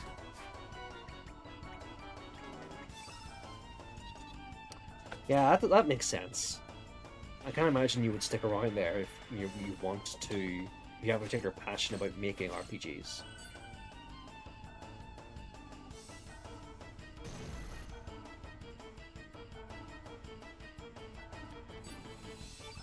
It's interesting you say about Golden Sun, the sequel, because, like, I had always had it pitched to me that Golden Sun 2 was just, like, the second half of Golden Sun 1, that it was essentially, like, a 2-disc RPG, like a 2-part RPG.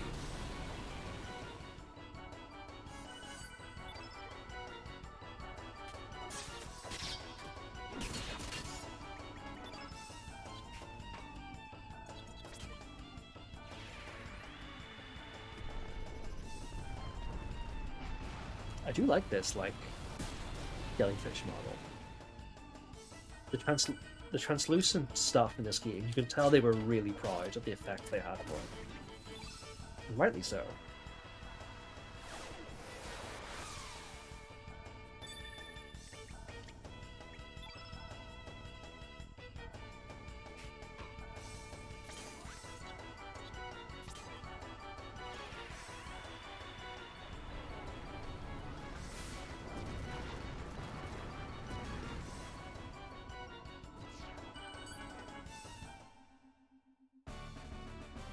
Starkey's so cute. What a little guy.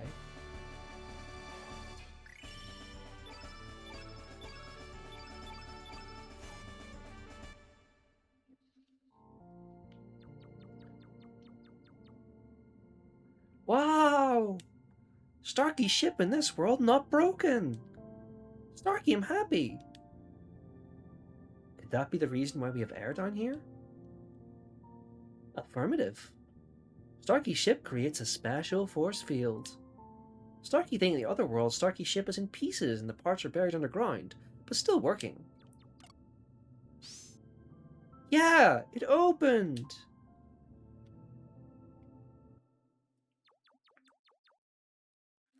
Yeah, everything is in order. The navigation system is operational. Starkey's bed is nice and cozy too. Oh my god, I forgot about this line. Oh my god. Perfect. Can this take us to Taratawa? This ship only big enough to fly Starkey. Then what do we do? Leave it to me!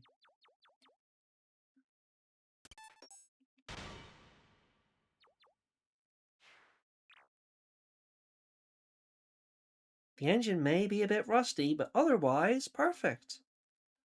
Oh yeah, that...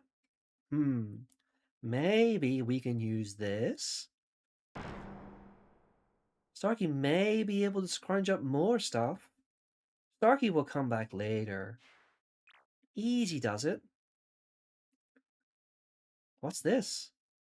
It's an anti-gravity device. If you attach this to your boat, it will fly to Terra Tower easily.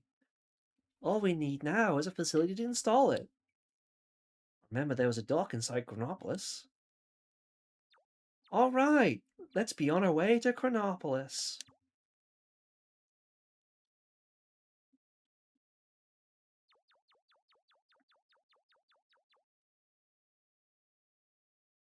Let's see. Starkey need this and that. Oh yeah!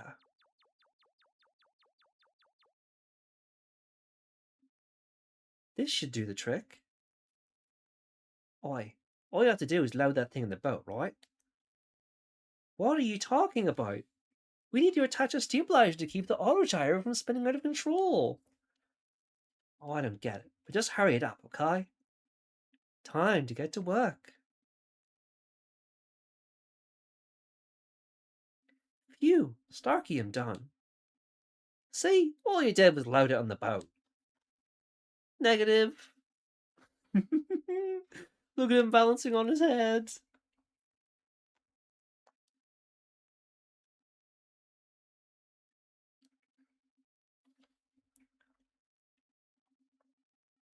So, this is it.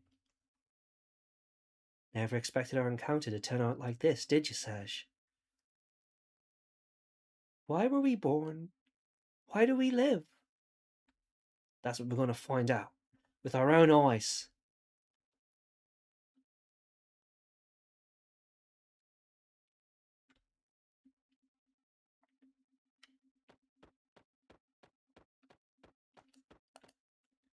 Ready? Yes!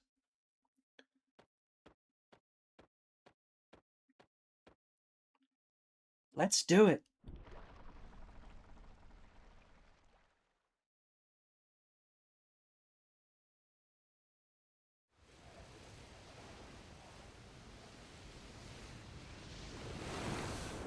So I guess, even though you need Starkey to do it, only Serge is actually on the boat in the FMV. I guess because they weren't sure who else could be in the party at that time.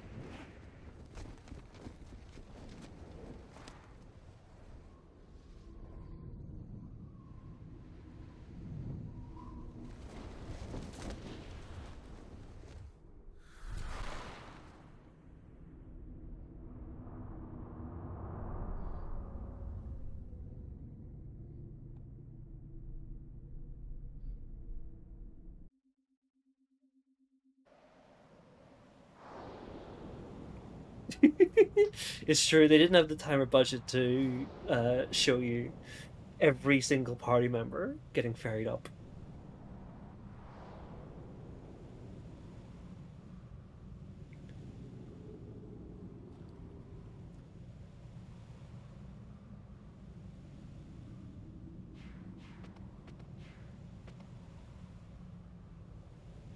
Alright, this is it. This is the final dungeon of Chrono Cross.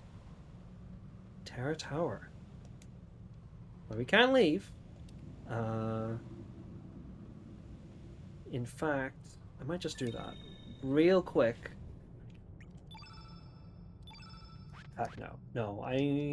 For the sake of time, we'll leave it. If you go back to the where Starkey's ship is in another world, and go into his ship again, then you can get his level 3 tech. But we can do without it. It's fine. It's fine.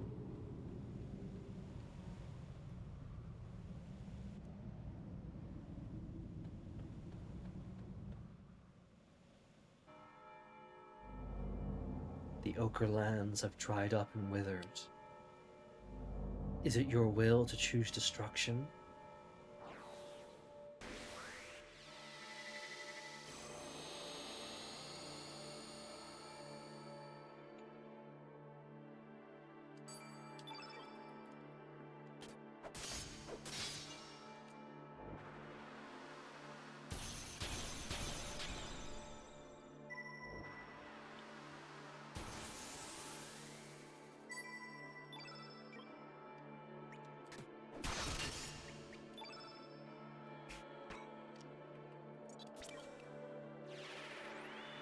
So this place is basically the Reptite timeline version of Chronopolis.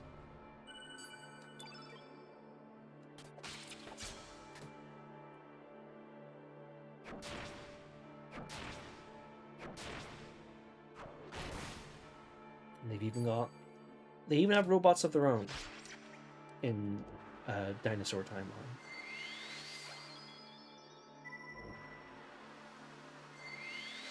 Oi, mate, that's cheating. Come on now. You can't be doing that.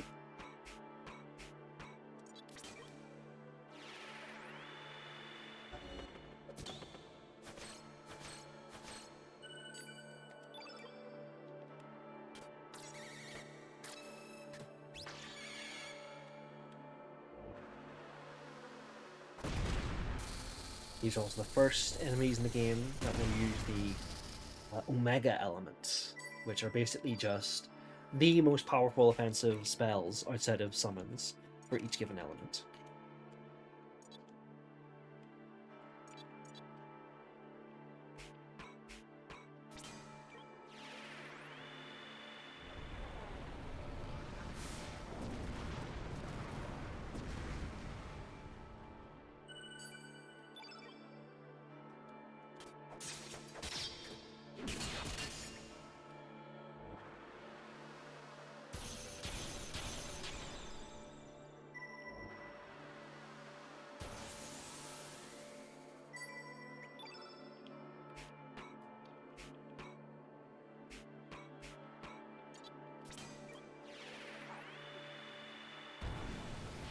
When you say a Dirge Reserver style game, do you mean like as in like a spin-off focusing on Starkey, or do you mean quite literally it's styled after Dirge of Cerberus? It's 2000s emo core, goth jewelry, third-person shooter starring Starkey. Crazy stuff.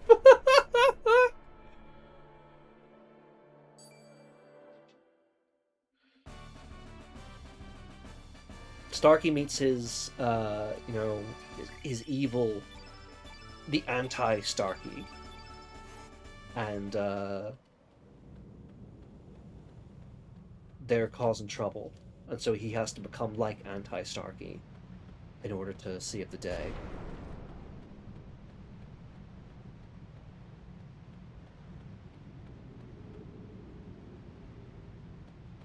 So this is Terra Tower. It's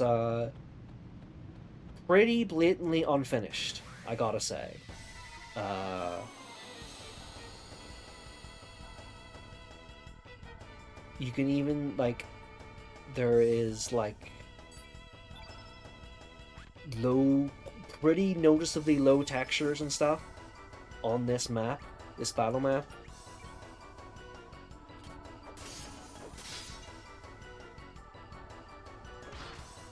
And it's a long dungeon without much of anything except running around. It is pretty barren.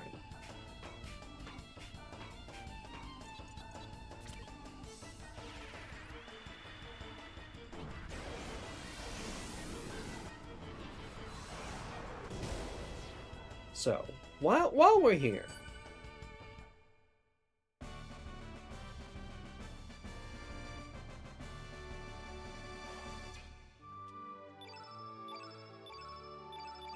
while we're here,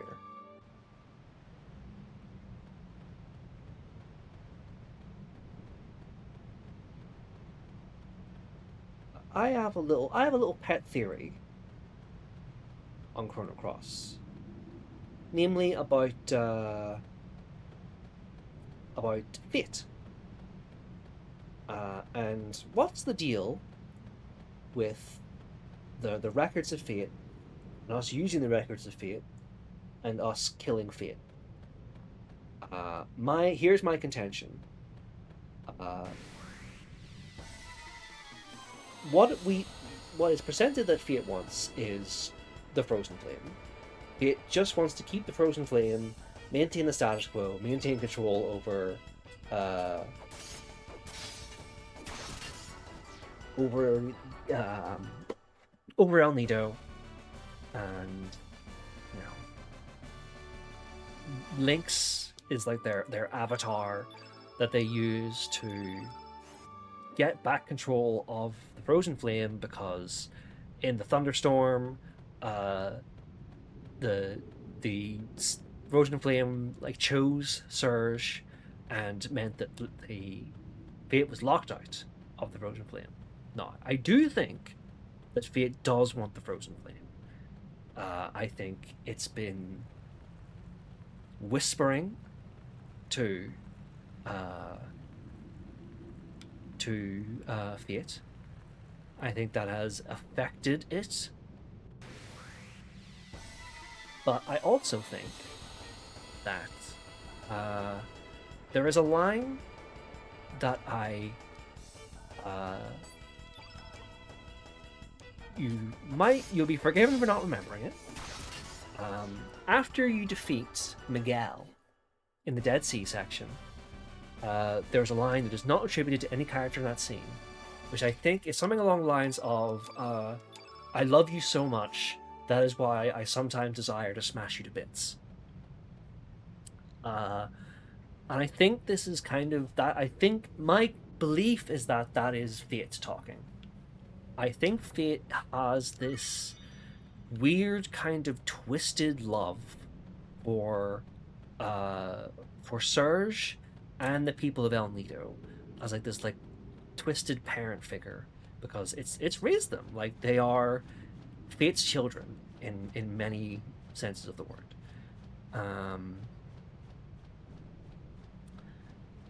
And I think the Fate's desire for the Frozen Flame is getting all caught up in and is, you know, twisted around with their this kind of like love they feel for Serge and the people of El Nido.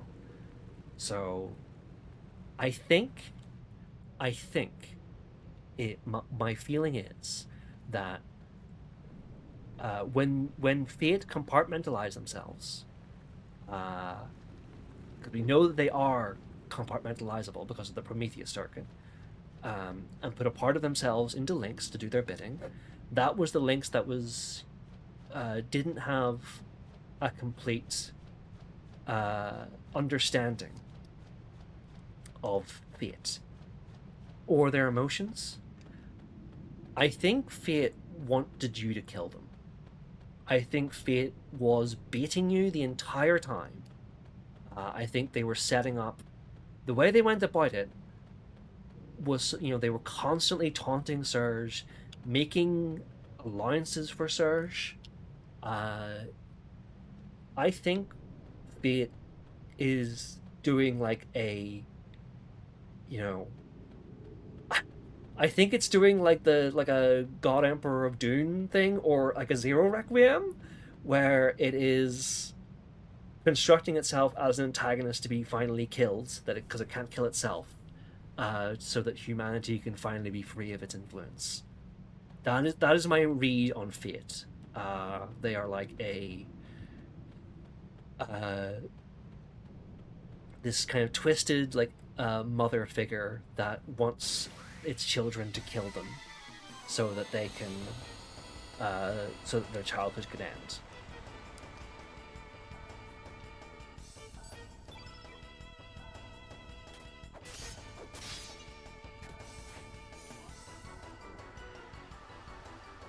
And there's some stuff that we'll learn uh, later on that will come into this also, but that is kind of my read on Fate.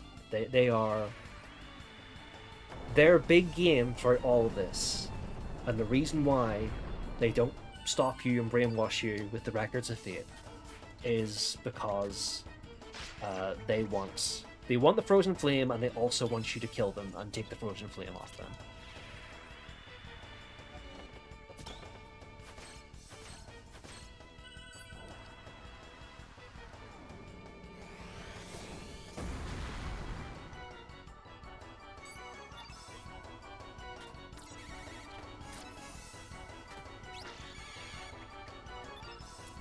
Yeah, on Terra Tower not being finished, I think like the most clear kind of like unfinished thing we're yet to see, like it'll be very obvious, but um, like as a dungeon, like it only really has like enemies and the environment. And I think it's not like there isn't like no resonance there whatsoever. The fact that it is like this kind of, I think it is meant to feel empty in some way. Um, but yeah, it definitely feels like a bit like, oh,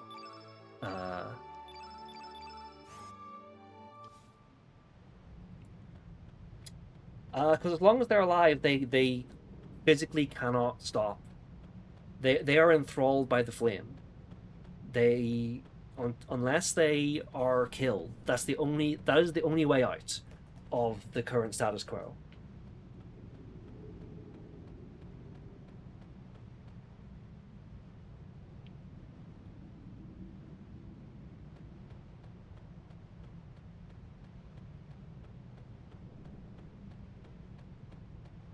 I think when you fight them, they say, "Teach me what it means to be alive," and I think part of what that question is being killed.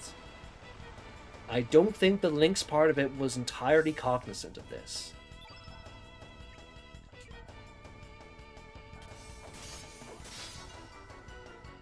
I think there is like this kind of fractured quality to Fate that is apparent in like all aspects of their character, like even their theme has this kind of like I point out, like this unhinged kind of rhythm to it.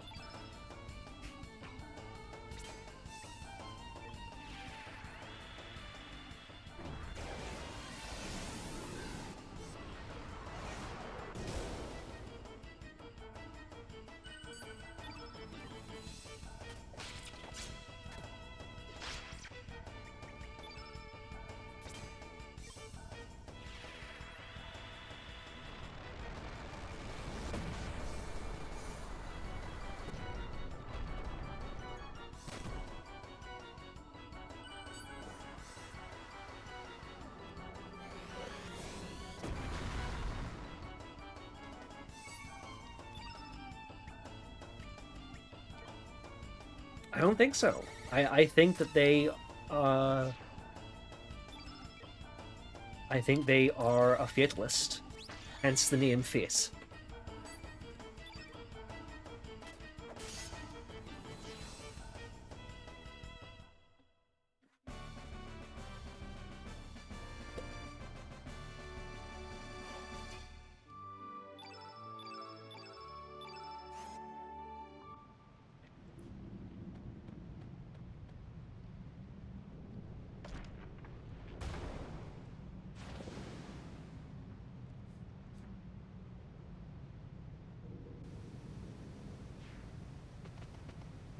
So this is a really pretty screen. I love like the stars in the background and the waterfalls. I mean, every screen in Terra Tower is good, but Serge, Serge, you finally made it this far, Serge. What was that? Are you human? When I was still human, I was locked up here, and I have been here ever since. This tower is a fortress belonging to the ancient reptites, a symbol of revenge brought against mankind by the dragons. With the defeat of fate, the seal has been broken and this tower has surfaced. In the eyes of the dragons, we humans are the foes. A brain that has developed abnormally to 3 times the original size in the span of 3 million years. We humans have evolved at an enormous rate because of our contact with Lavos' flame. In a sense, mankind is Lavos' offspring. We humans are extraneous to this planet. Now, how will you fight, Serge? Alright, you will never get an explanation on what that was about. There is like a... They were like probably a member of the Chronopolis staff when it got sent back in time and like the conflict with Dinopolis happened. They were probably like they were captured by here and imprisoned here. And I guess they just been clued in on what's been going on. They know who we are. Again, it all feels like we gotta take every opportunity we can to get some exposition in here.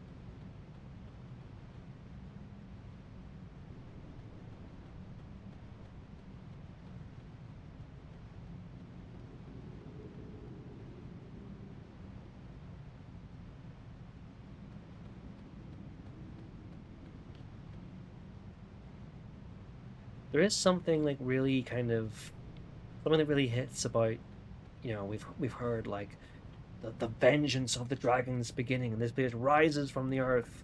um and we're inside and it's empty.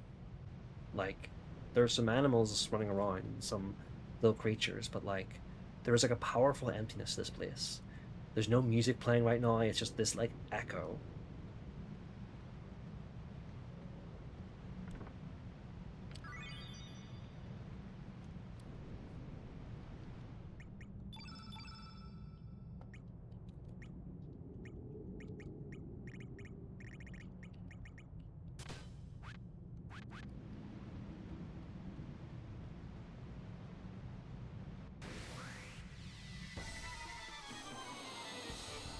I do kind of wish the lack of music uh, kept going in the fights rather than going into the standard battle theme.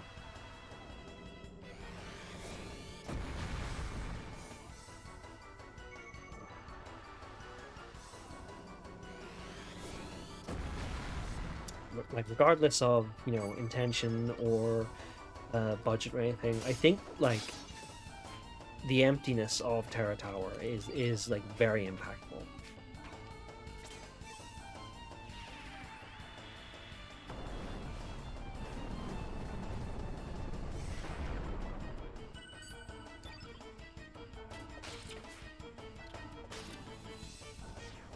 It has a similar feeling to like a game that a lot of the team members who worked on this also worked on Xenogears. After like, once you get to like the last point of disc two, after all the stuff in like the chair and all the that all that stuff, you get back on the. You're able to like go around the world again. You've got the airship back. You can fly around. You can still do things. But there's nothing left in the world basically. So it feels like truly empty. It's a feeling I really appreciate.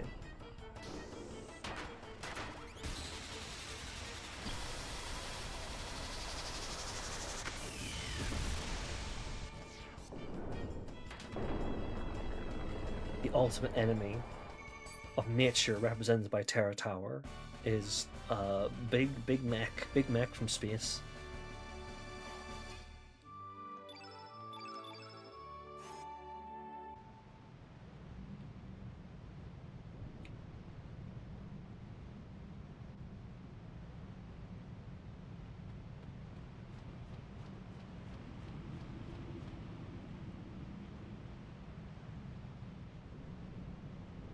Hey man.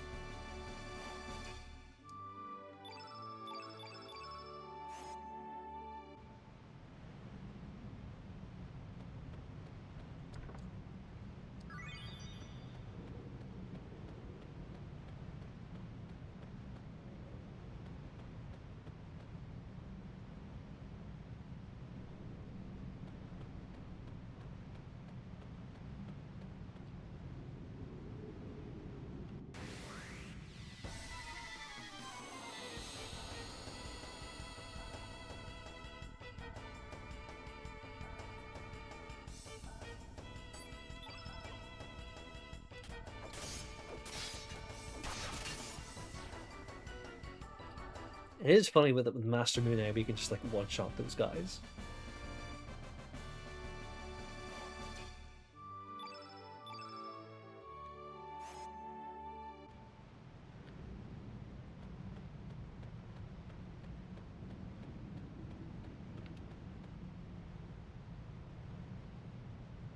I'm just gonna keep climbing.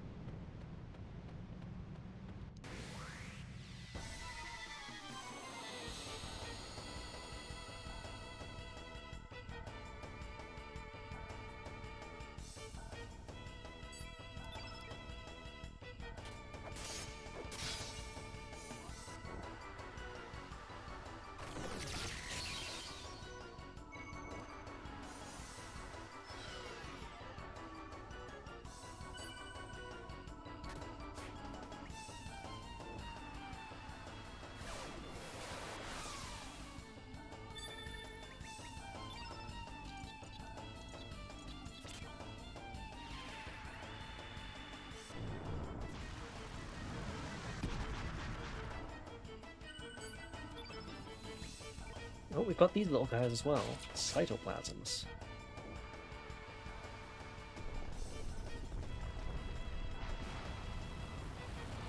No, leave Starkey alone! He's little! Oh, Starkey's fucking pissed! He's furious!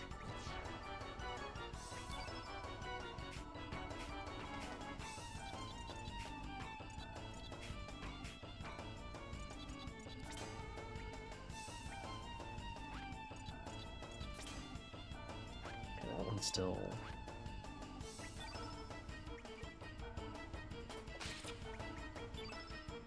There we go. I wanted to be able to show off Kid's level 3 tech. Which is a big fuck-off cannon that Luca built for her.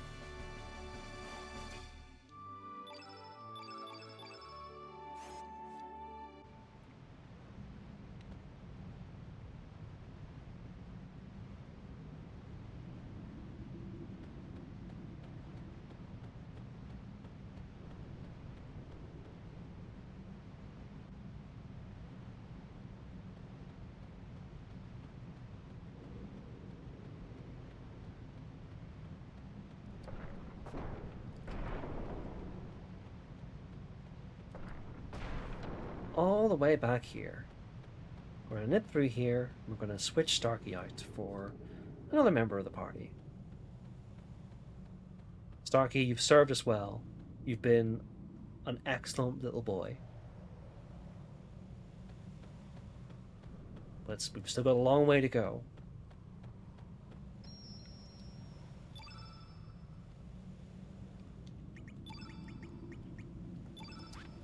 And it's been a long time, Rasley. Just when you thought you were out, we're pulling you back in.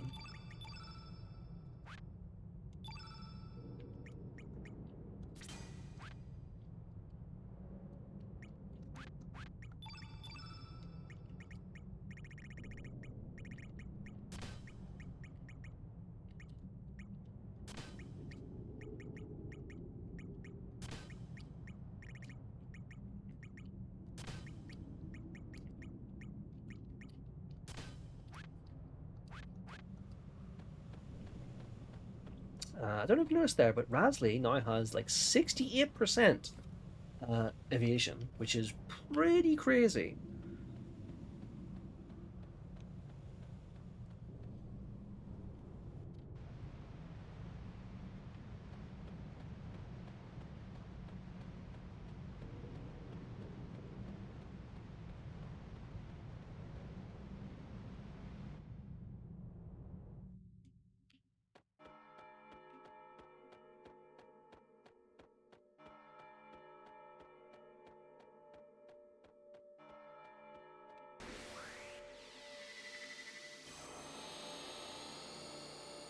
So now we do have background music for Terror Tower now that we're on the second stage of it.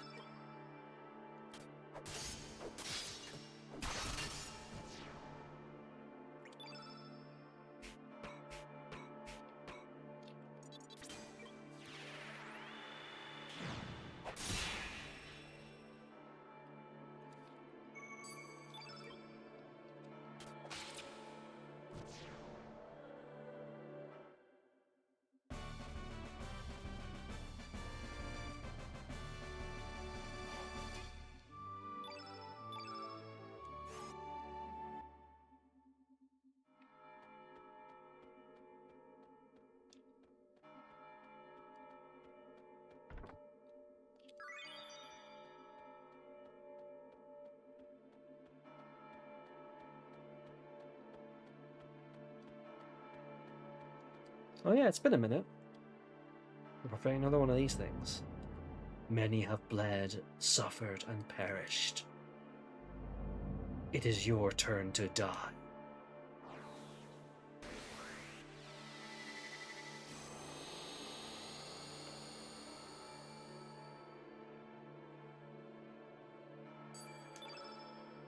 Pyrotor.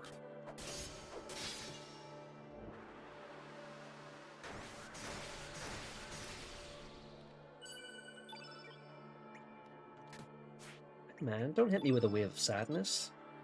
That's not cool.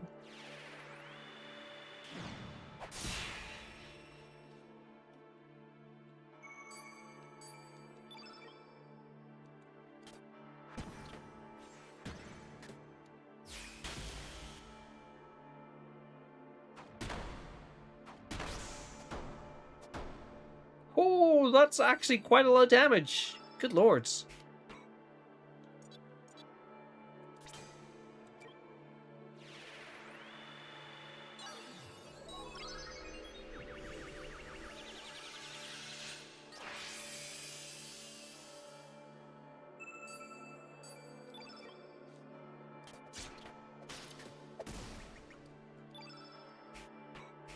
Steal this from this guy while the building's good.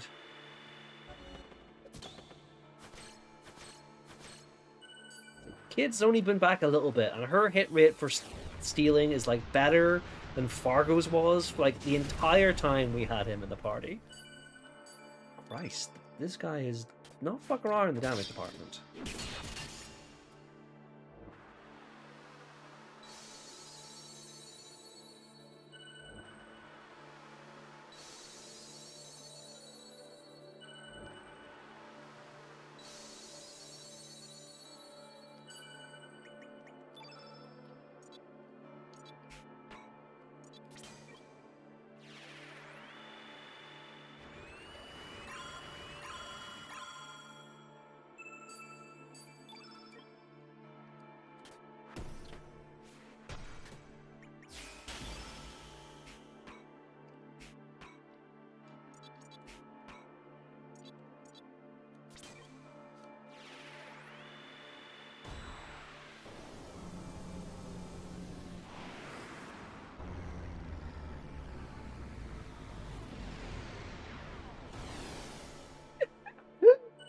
It's not that useful, but I do love Hellbound's animation.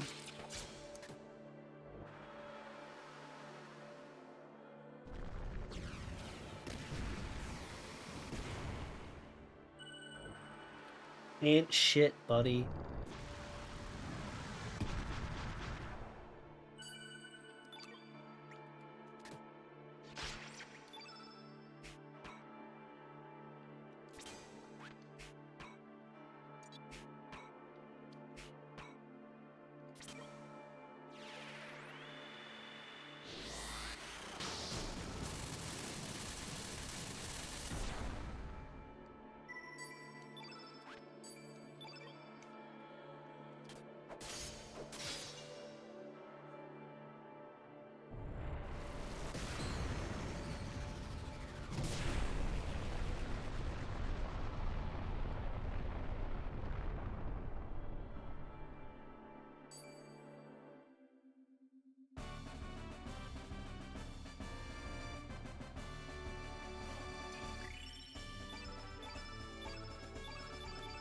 Still getting star ratings, even this late into the game.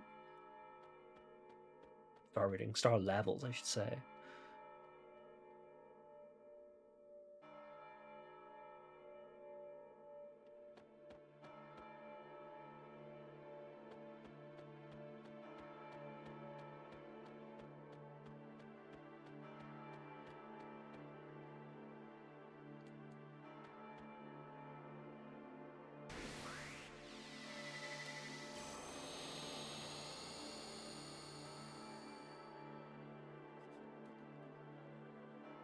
So many of these evil Dragon Guard babies.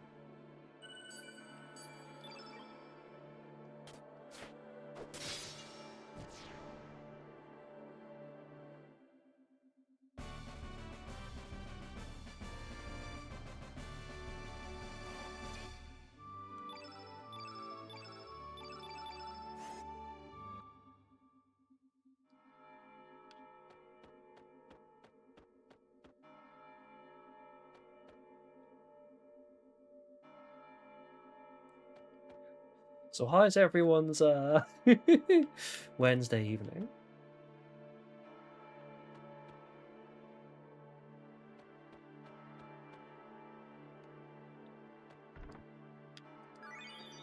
There's stuff I was gonna say, but I realized that like critical parts of it are kind of maybe haven't necessarily been revealed yet.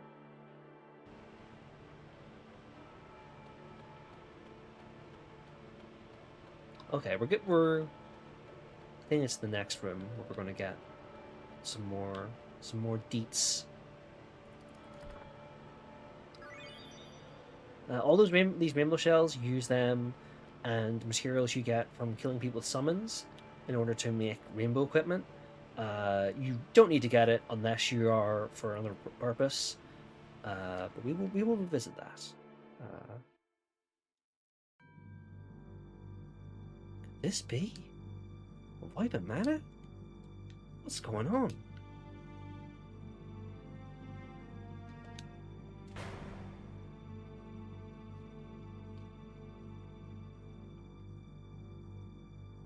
Hey, we've seen these ghost children before.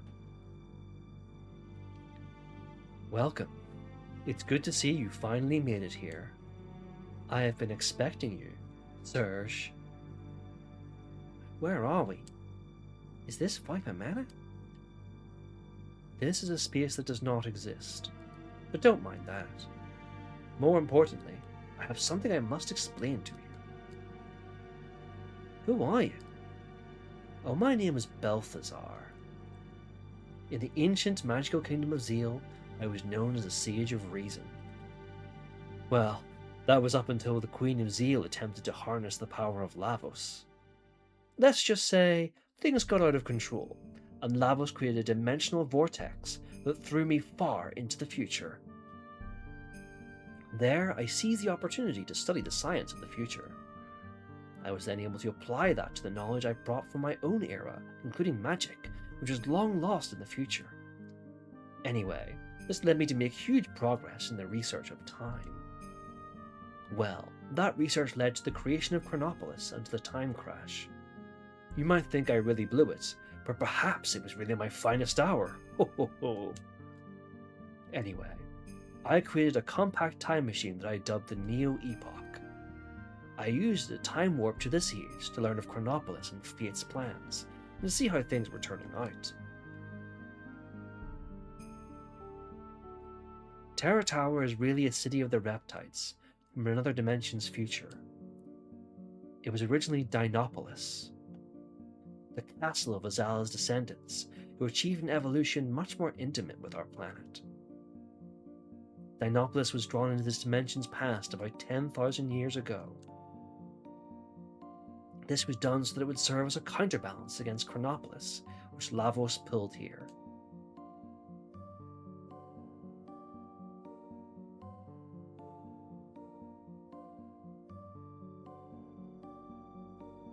Needless to say, a fierce battle ensued. In the end, Chronopolis emerged as the victor, and the Reptites' fortress was sealed away by fate.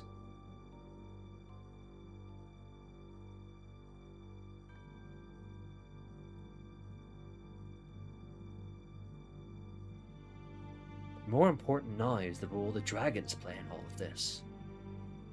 Originally, the whole archipelago of El Nido was known as the Sea of Eden. This was because it was where the dragon gods resided. But then fate sealed away the dragon god's powers, in effect becoming a god itself. Thus the islands where the new godhead Fate existed came to be called the Sea of Eden instead.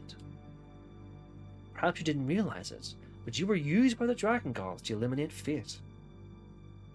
It was not true that the dragon gods sealed away the frozen flame. Rather, it's quite the opposite. It was fate that used the power of the flame to seal up the dragon gods. Yeah, Kid said this. How did Kid know about it? There's an answer, but it's not clear to us in the moment. In reality, the dragon gods are in opposition to man, while fate itself was actually the protector of humanity. The dragon gods were originally a singular plasma life form, a living accumulation of the planet's energy. Originally, it was a biological machine used to control the powers of nature in the future society of the Reptites.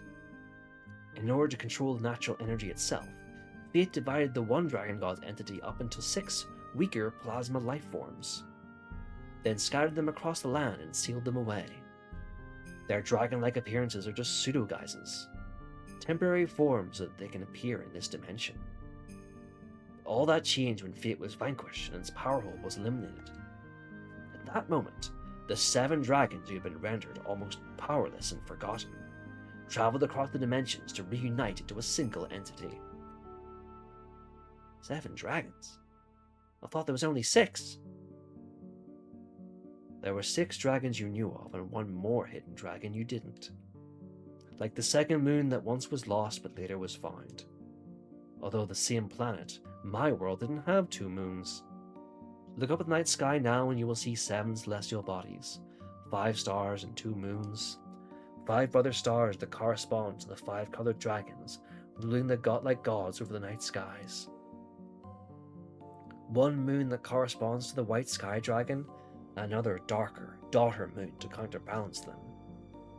The fire dragon, the water dragon, the green dragon, the earth dragon, the black dragon, the sky dragon, and 1 more.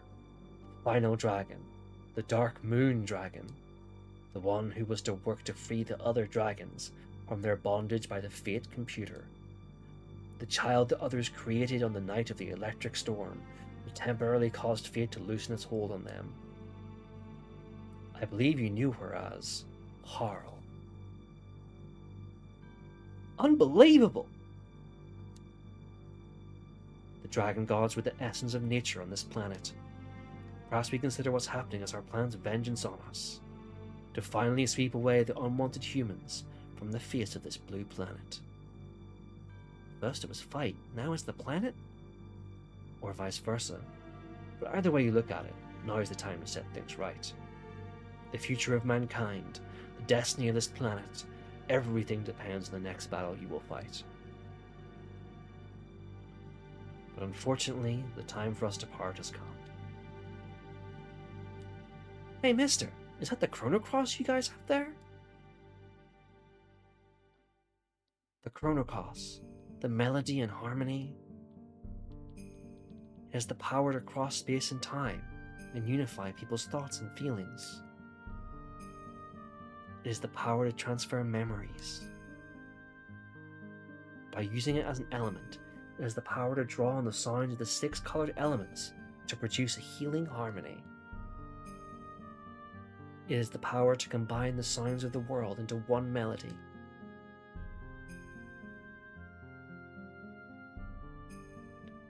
I'm sure we'll meet again soon, in one time period or another. Be careful now, and good luck.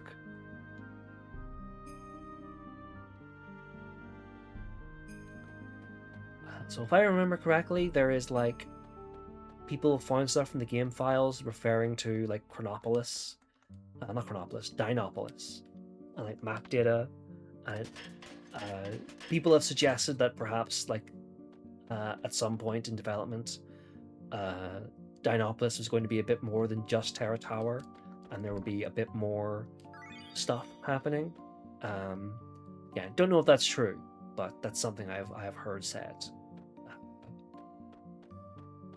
And certainly, it feels like there was more time with Harl. That maybe, you know, we would have learned that from a source other than just Balthazar just explaining things. But who knows?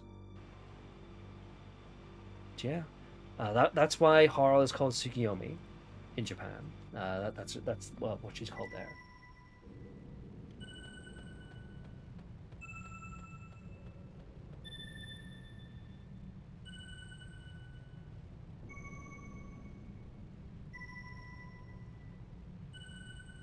So, we've heard about a song the Chrono Cross can play, and we've heard these notes when we've cast elements. And this is the order we have to play them in. There is an optional boss, a Sphinx, in another world's Earth Dragon Island you can go to, that will explicitly line out what you have to do. But throughout the game, particularly in like the last stretch, there are these hints towards a certain string of elements, that being yellow, red, green, blue, black, white.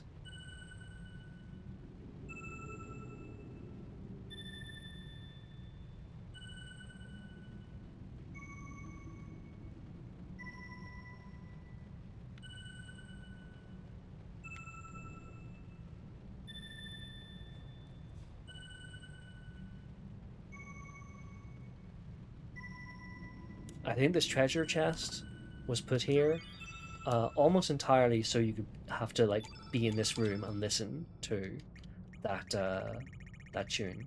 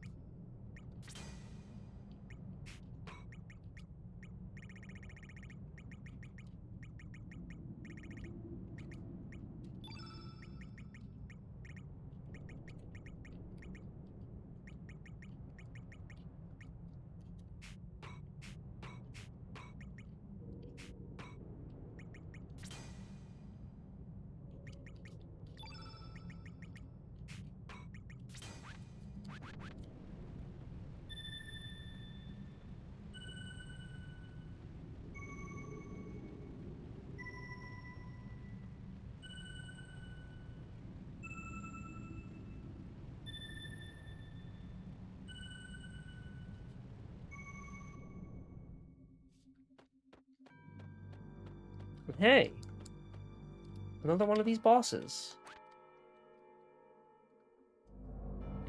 We fought a yellow one, and then a red one, and now a green one. Interesting.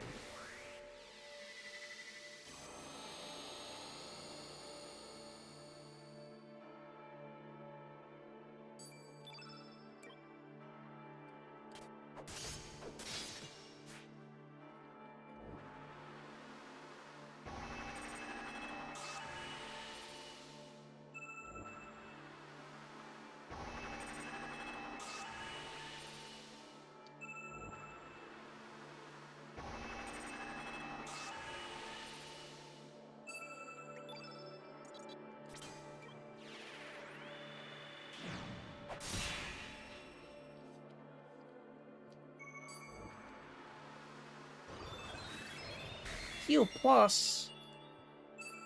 You motherfucker. That's so much health back.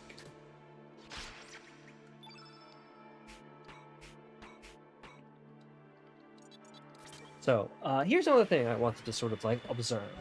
And I'm not sure how to feel about this, but it is something I saw while researching stuff for the playthrough.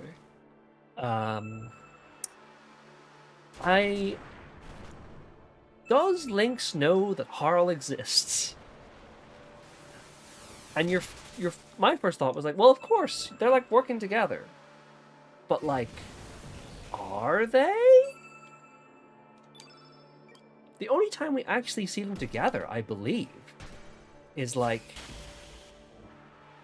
in the orphanage.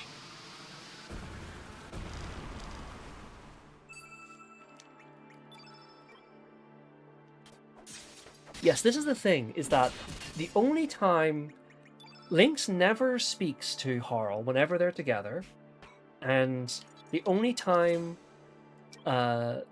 Lynx never seems to like acknowledge Harl, and like he never gives her orders. The only thing we have as like, you know, we only have Harl's word that she and Lynx are in cahoots. So like a feeling that I have seen online is that like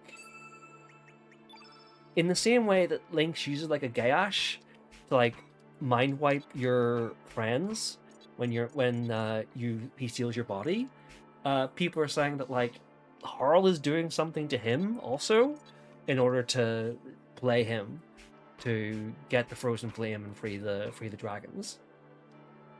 Now, like I say, I don't know how I feel about this, mostly because it doesn't seem to really matter either way, but it is like a fun idea.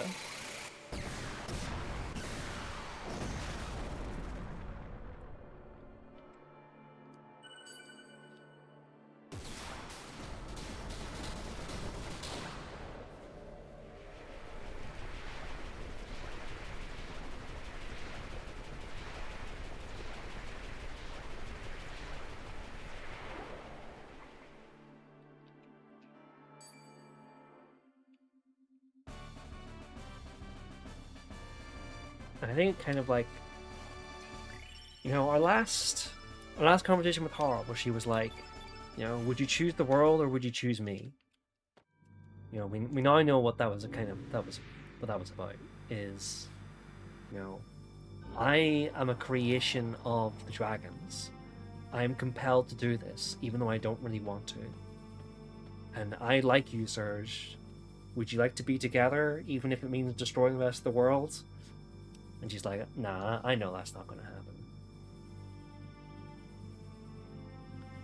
That must be the summit. Look, there's two beams coming from either side. Wonder if they act as some kind of sealing device.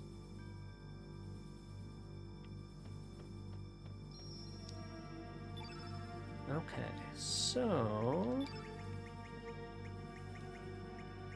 as part of the last ride of the Oomps,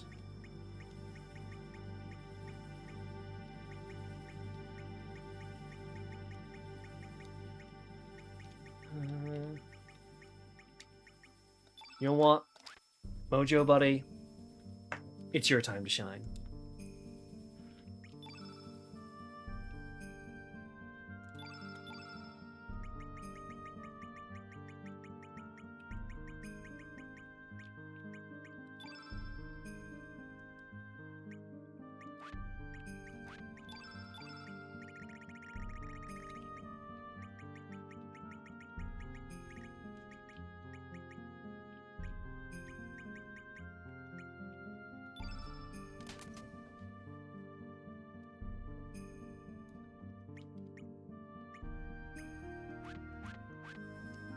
Oh, we have a spectral glove.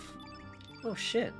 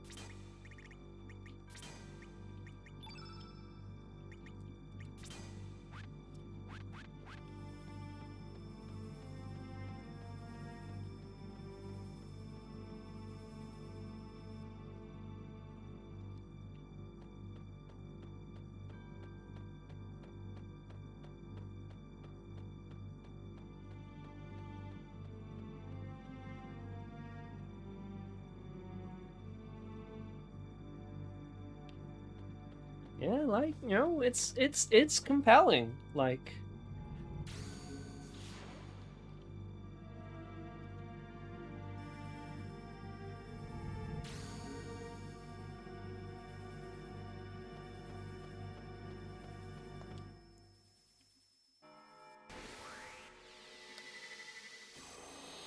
all right, so we were following the pattern of yellow, red, green, blue, black, white. But it kind of breaks down at this point because you can fight the black and white in either order, and you have to do them both before blue. But it's still, you know, you still see the vision, you know.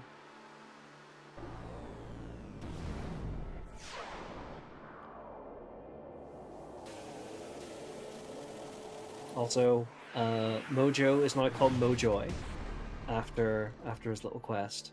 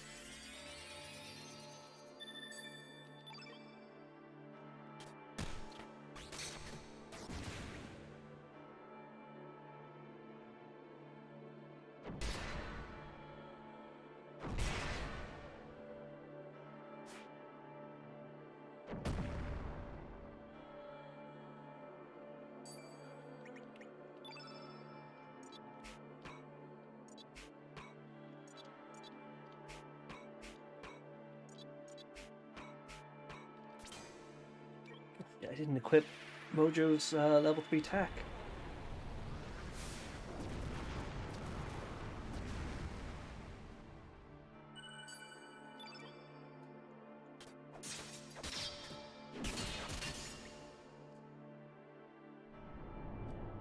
That's fine. We got this guy over and done with.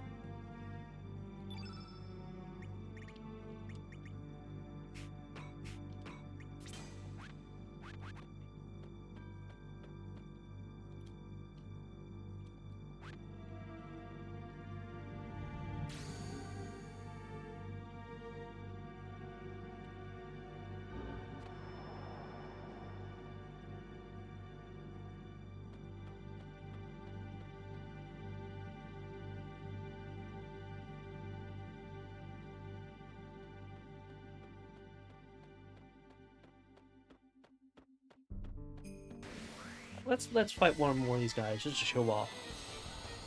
Mojo's level 3. Oh, sorry, Mojo is level 3. I'm sorry, Mojo, I don't mean to dead name you. Yeah, I don't know if I've seen it, so...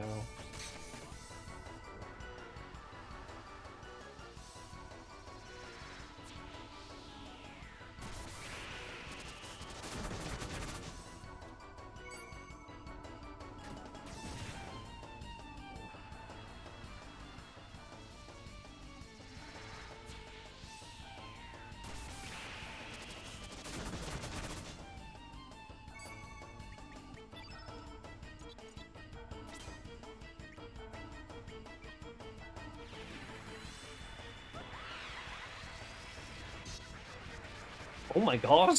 Oh my god! Oh, Mojo, you're so cool.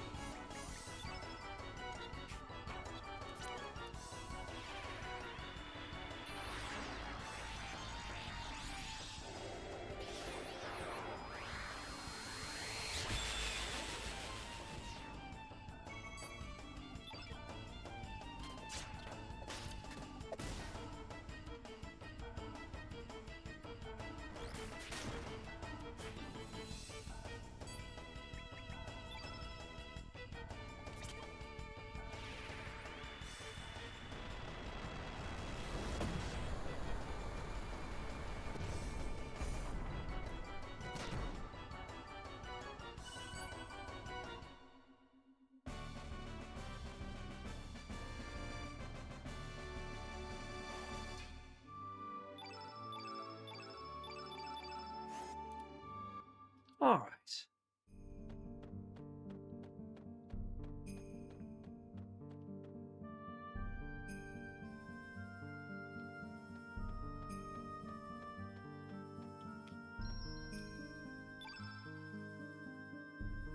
Thank you for your service, Mojoy. You've been a Mojoy to work with.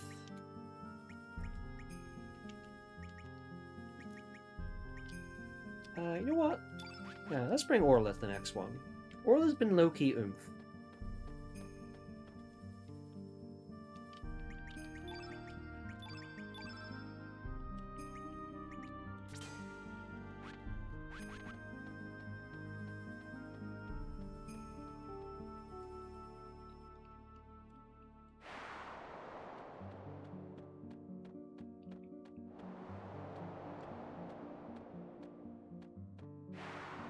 So this one, you got wind blowing you towards the guys standing on the platforms, but it's trivially easy to just not be attacked by any of them on the way.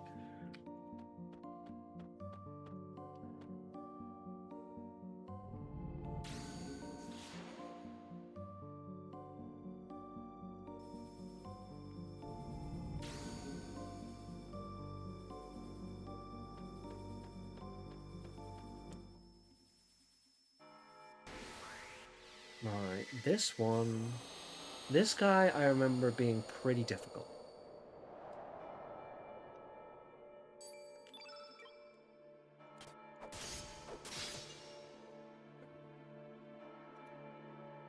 Oh my god, stop telling me about AI viewers, I don't want them.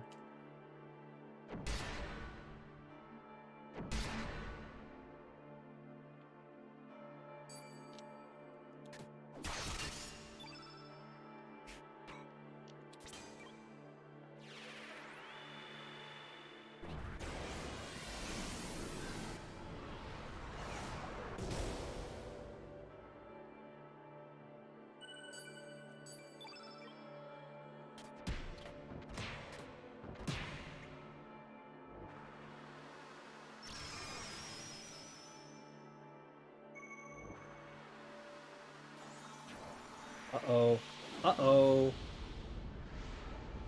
This is a cool spell though.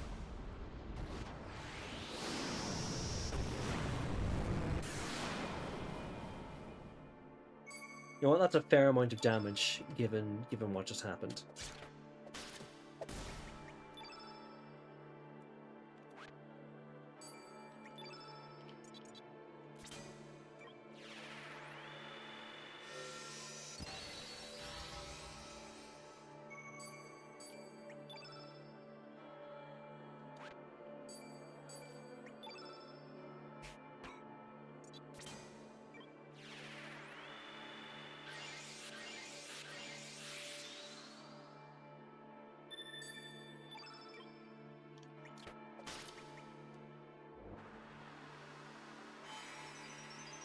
Holy healing.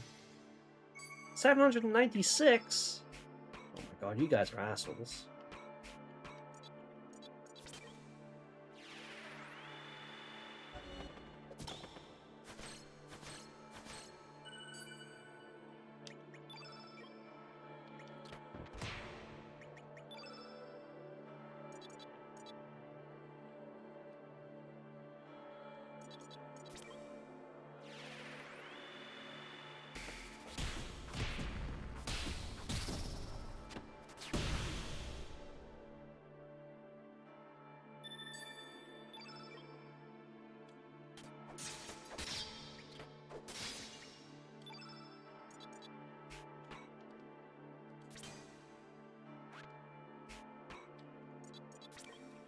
Actually, is this thing immune to white?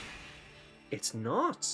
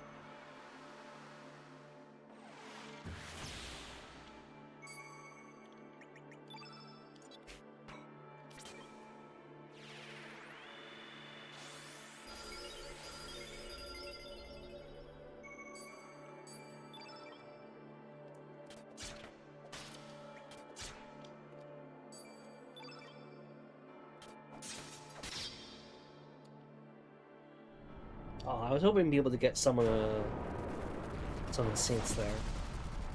Ah well.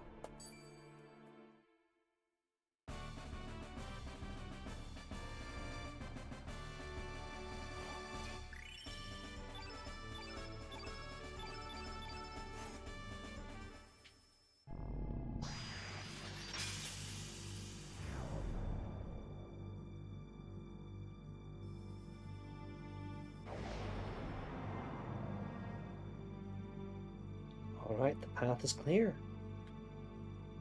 In case it wasn't super obvious, we are on like the outstretched wings of Terra Tower right now in these two things. Which is cool. Terra Tower is such a cool visual. Like Chrono Cross's like Japanese box art might be maybe my favorite video game box art of all time. I actually have a copy of a Japanese copy of Chrono Cross just because I love that box art so much. I'm not normally like this about things. Like I only have like a couple of other games like that where I have it for, you know, for having it really. And it was like I got it back in like 2019, the tail end 2019, when things like that were a lot more affordable than they are now. Yeah. Love Terra Tower. Love Chrono Cross. Simple as. You know what? Thank you for your service, Orla, but it's time to get the band back together. One last time.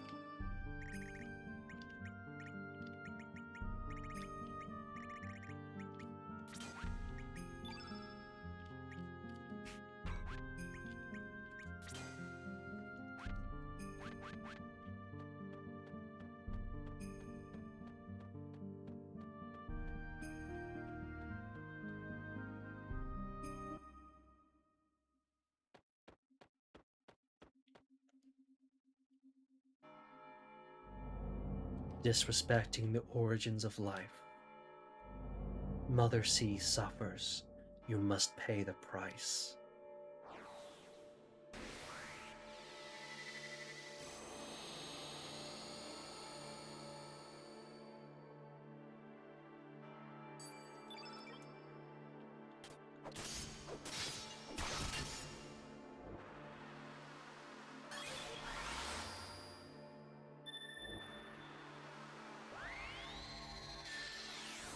Vigora.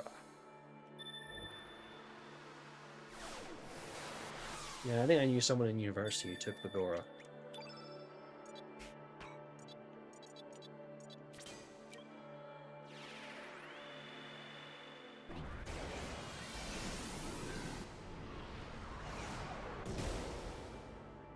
Never gets old. I love just slamming guys in the ground like that.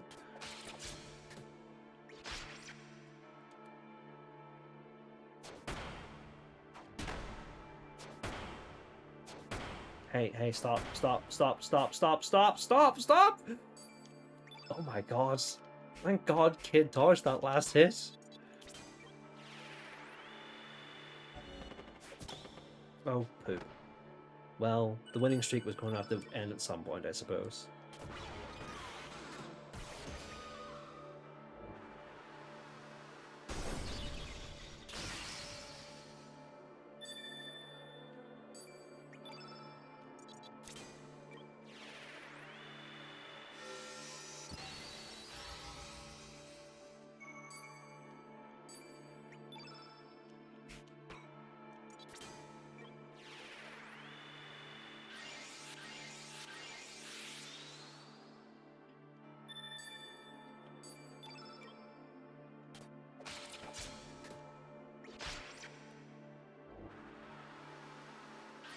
Hey man, don't... I just did that. Don't copy me. No one likes a copycat.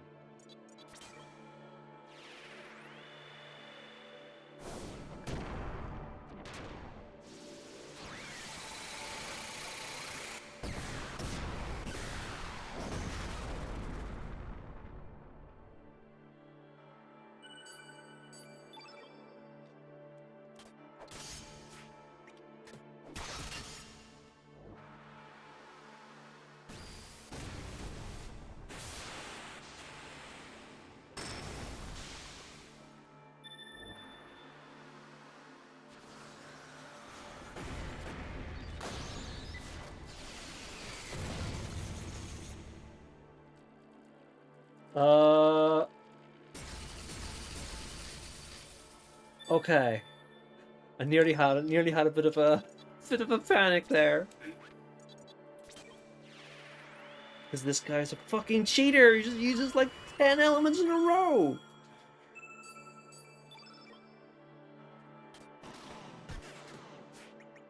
Throws the fucking game up.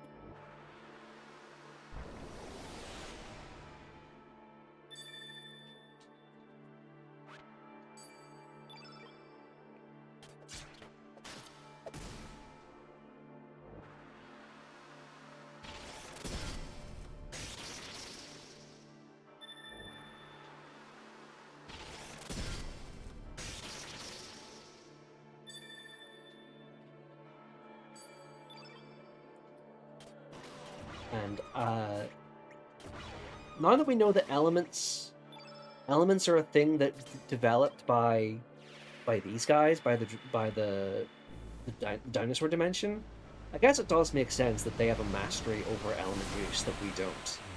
And they can do things that we can't really.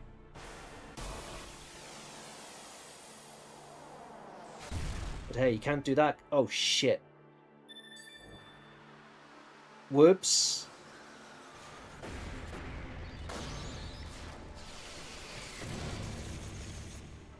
My bad, gang. Sorry.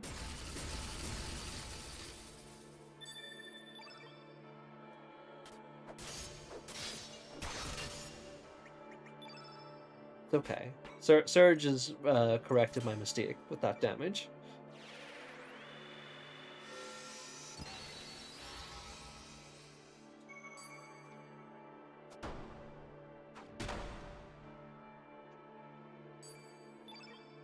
Well, at least we got to see that big wheel. That was cool.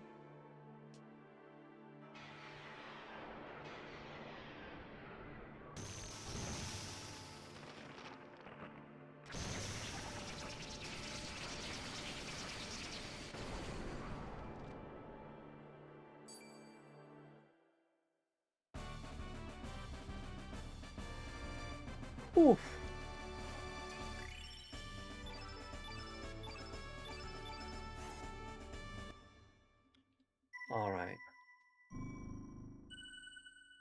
yellow, red, green, blue, black, white.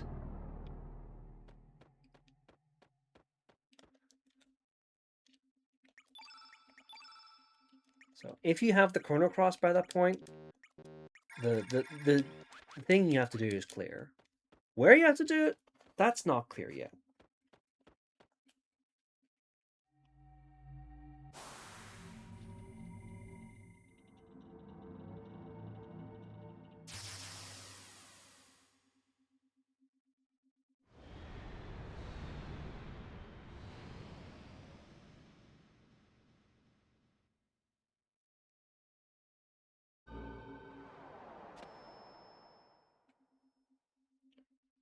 This place might look like look familiar.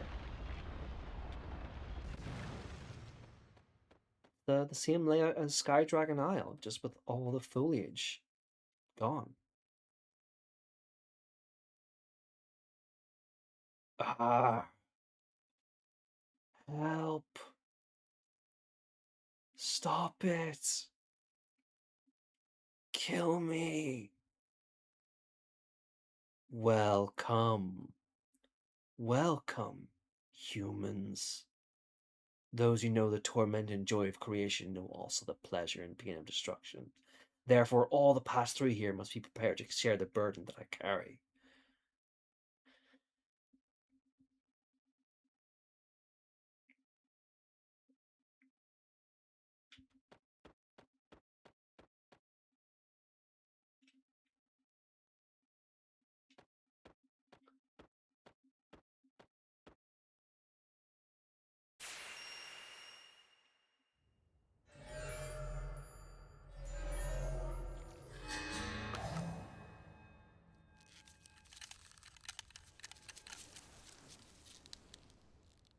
At long last, the frozen flame.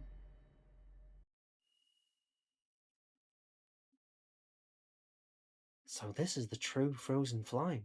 Struth! Hold on, don't touch it!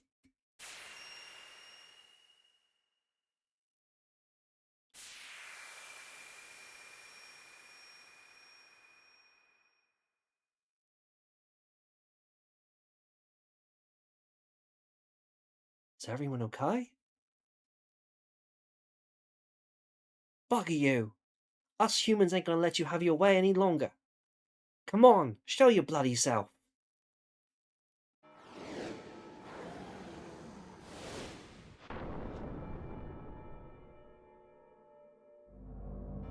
In order to survive, all living things in this world fight desperately and devour those they defeat. Must one kill other living things in order to survive? Must one destroy another world in order to allow one's own world to continue? The wounded in turn wound and torment those weaker than they themselves are. There are only the killers and the killed, the sinners who are judged, and the victims that do the judging. What meaning is there to such a world? Whether there's meaning to our lives or not, we still go on living, you know? You've got no right to deny that. I shall cleanse this blue planet of you filthy humans once and for all.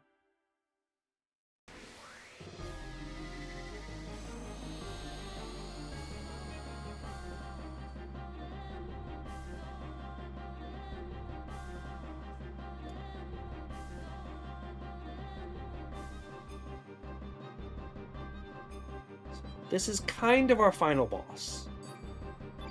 The Time Devourer? Why is it called that? Curious. I thought it was called the Dragon God.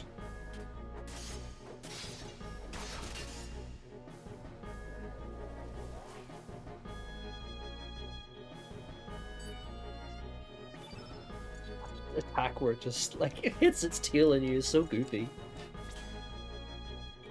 Yeah, you know, this is the dragon just wanted to live, man.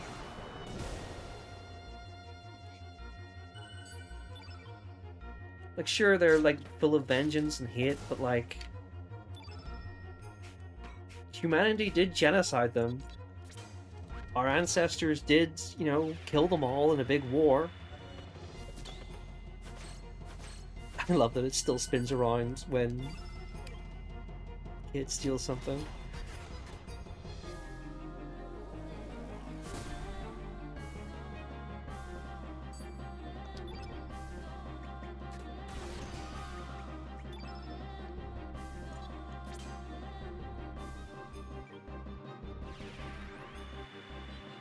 Yeah, with the power of rock, we'll defeat the Time Devourer Dragon God.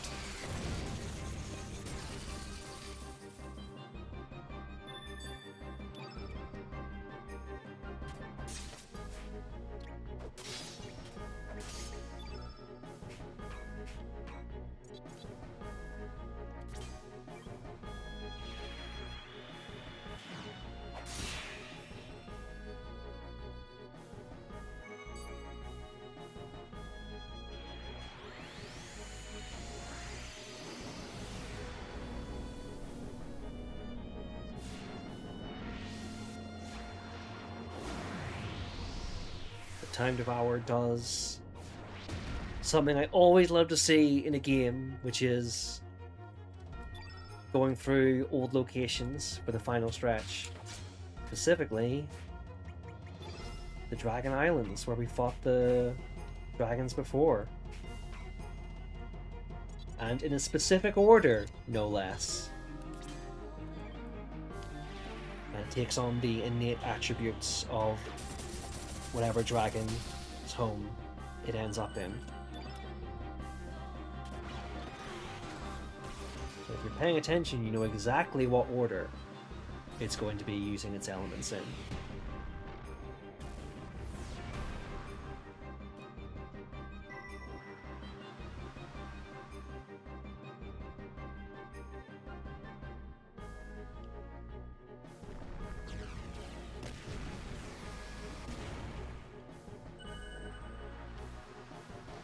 Yellow, red, green.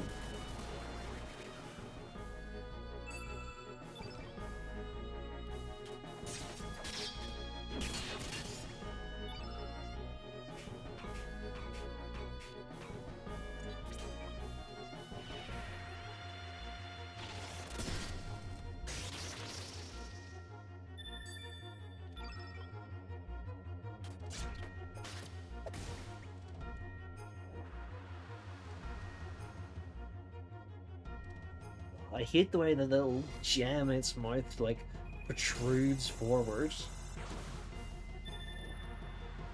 Blue, black.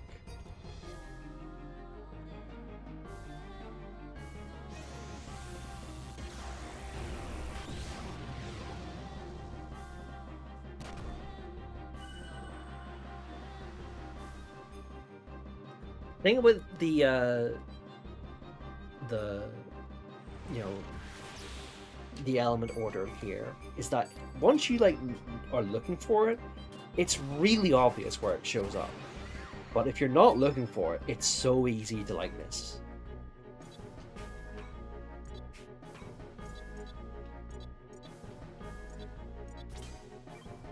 I would be really curious how many players worked it out on their first playthrough, because I didn't. I needed to. I got the wrong ending that you get by not doing the thing, and then looked up a guide, and it told you, like, okay, here's what you got to do.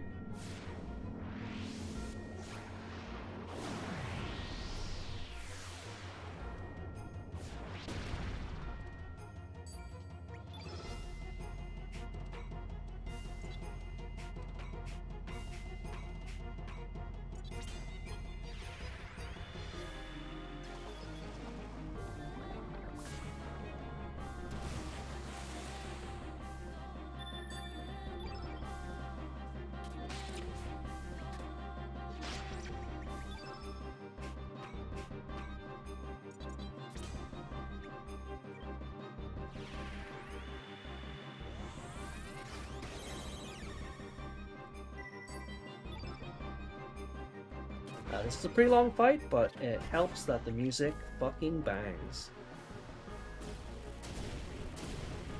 I prefer Fate's theme as far as battle themes go, but the Dragon God's theme is still really good.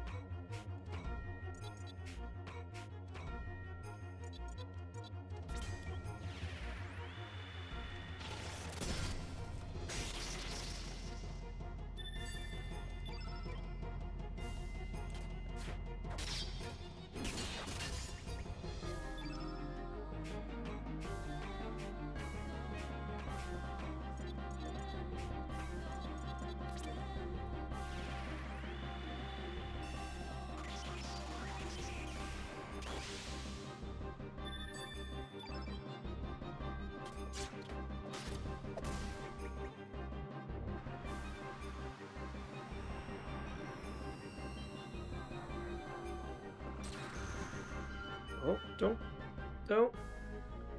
Yeah. Love to see someone dodge Hellsoul.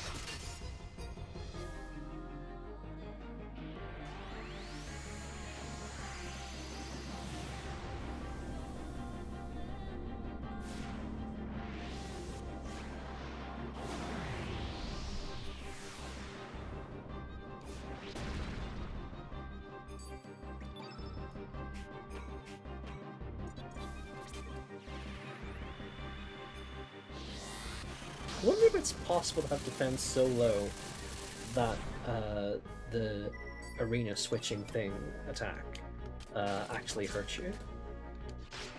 I'm sure it's possible. But it's very funny to imagine that happening.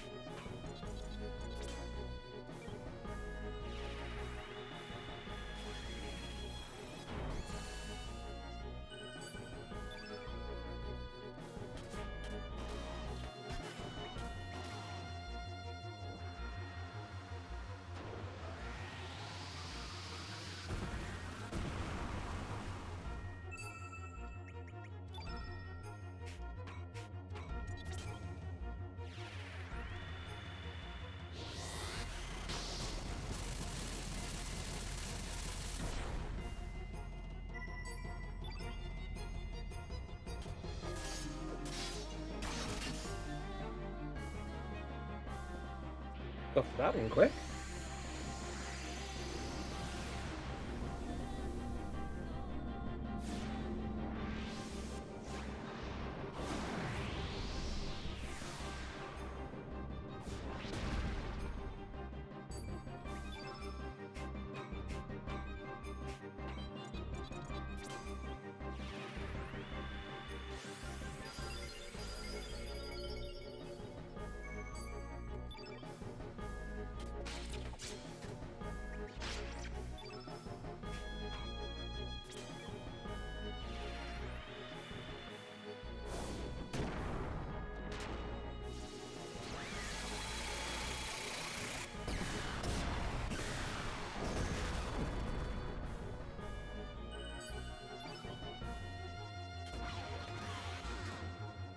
I feel like, I don't know. I wonder how much of, like, I should be saying this directly. Maybe it's obvious or maybe it's not, but like, obviously, like, the Dragon God here is like so much of this game has been about one, you know, what does it mean to assert yourself? What does it mean for one life to snuff out another? And like here we are, we're going up against like an entire timeline that was essentially denied its right to exist and erased. Like there's a little bit, there's yet more stuff to be revealed after this, but like that's what it really comes down to, is that the dragons just wanted to live, and they didn't. Humans killed them all, or at least like killed most of them and sealed them away. You know, there was like a question floated, like, you know, why out of all the ruins of the Dragonians did Fort Dragonia survive? It's like, well, it was a military outpost. It was, you know, they were fighting a war against humans in the past, as it turns out.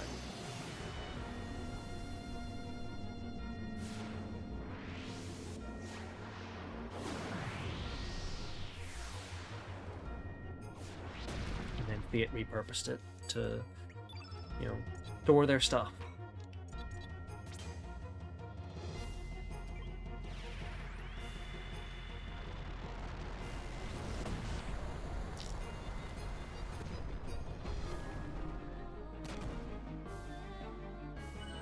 I think the game just like handles this stuff like generally like super well. Like, you know, even though the Dragon God is saying I'm going to cleanse the entire planet of humans, you know, this still feels sad. Like it still feels like, you know, like Harl said, you feel the desire for like something better, a better way for everyone involved.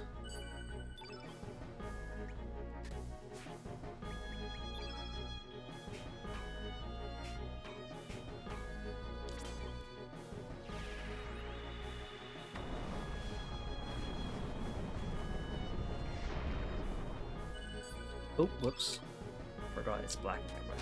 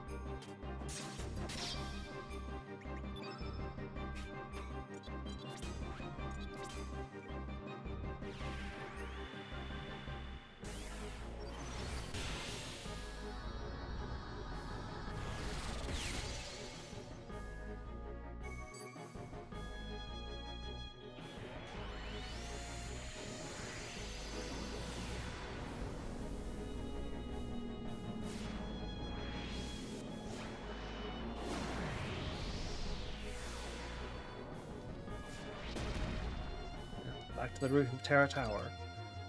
Let's finish this.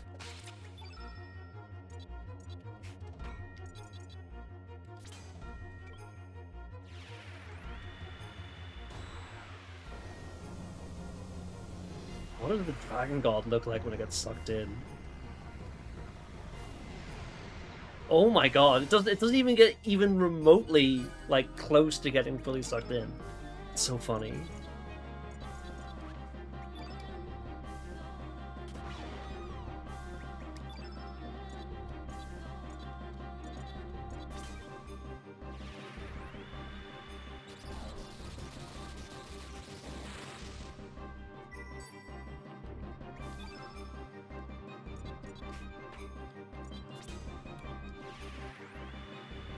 Now, here's a fun trick.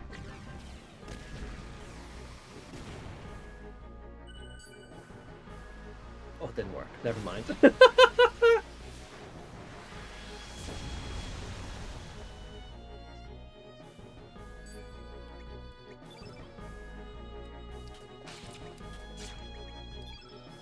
was gonna say that sometimes it's best to let everyone run out of stamina so that the boss can only get one move and you get your stamina refilled. But our stamina extremely did not get refilled because of the element situation.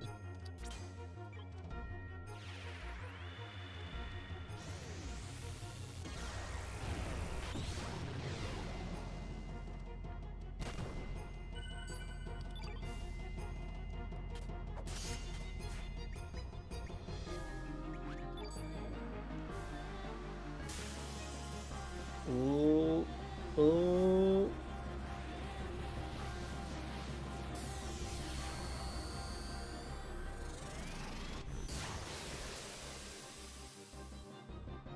Okay. Kid lived. Serge lived.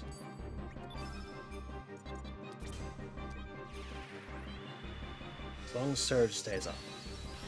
That's the important thing.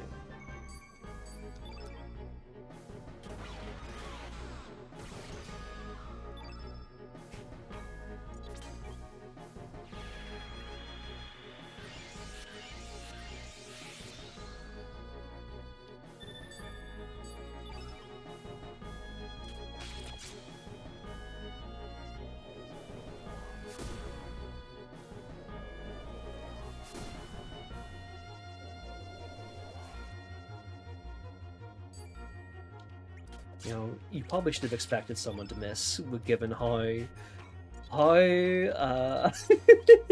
slow that attack is, Dragon God, my man.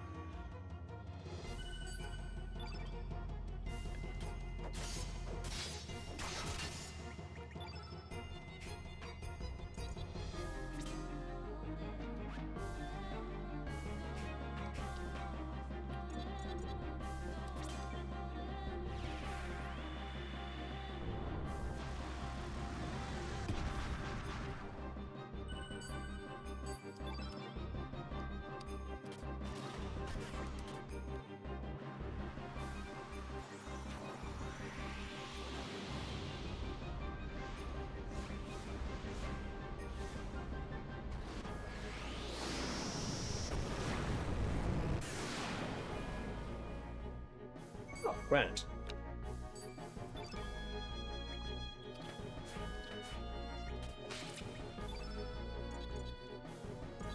Hmm.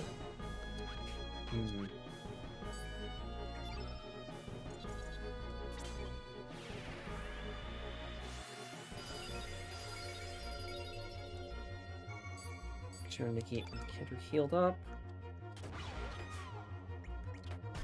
Oh my god, I'm not getting much luck with attacks.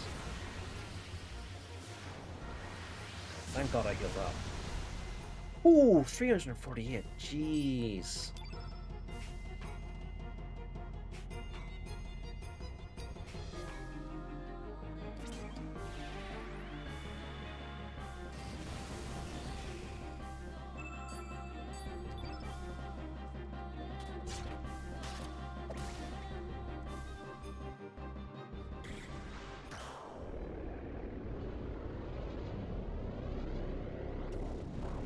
Oh, what is happening to it?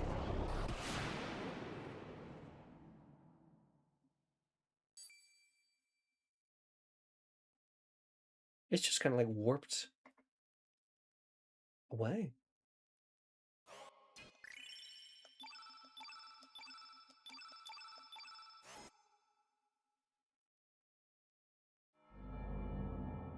Now I shall truly awaken again. This too is destiny.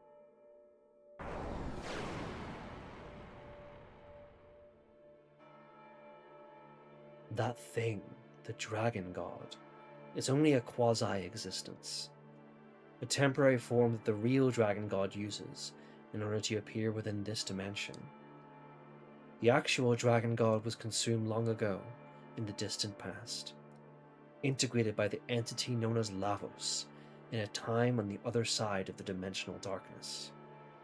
The frozen flame is a splinter from the extraterrestrial being Lavos. The one who connects with the frozen flame, in effect, links with Lavos itself.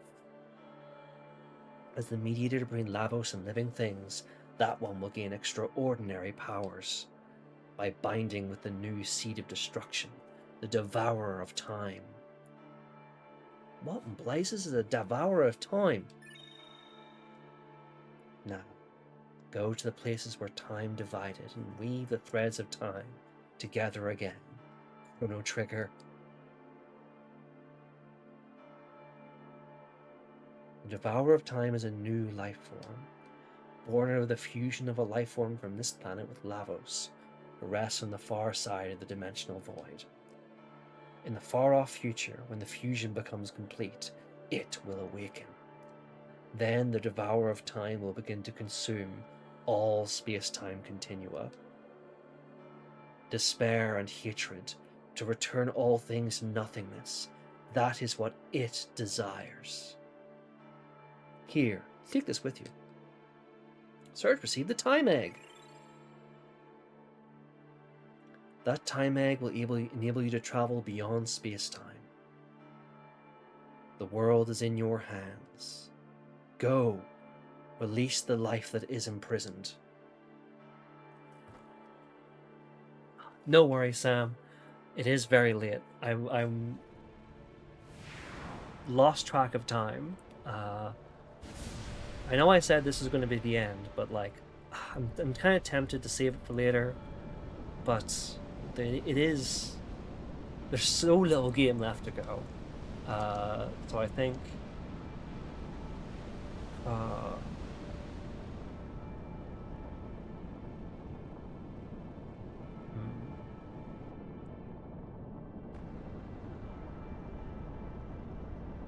Crikey, what in bloody hell's happening? This place is going to crumble to pieces.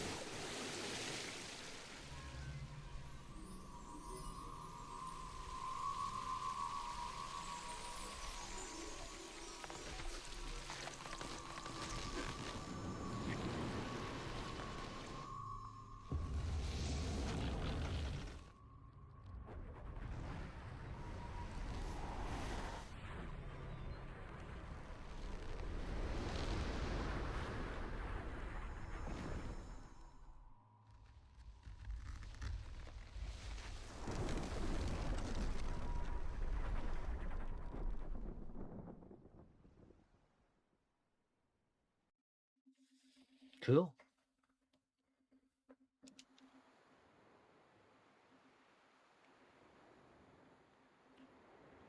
So that's Terra Tower's final true form. In the end, we're all the same. Everyone dreams of being greater, more powerful. We've come this far. All that it means is to defeat the Devourer of Time. Once we wipe the Devourer of Time off the face of this planet, it's all over. Hopefully everything will go back to normal again. You're wrong. Things won't ever go back to the way they were. Destiny, fate is dead.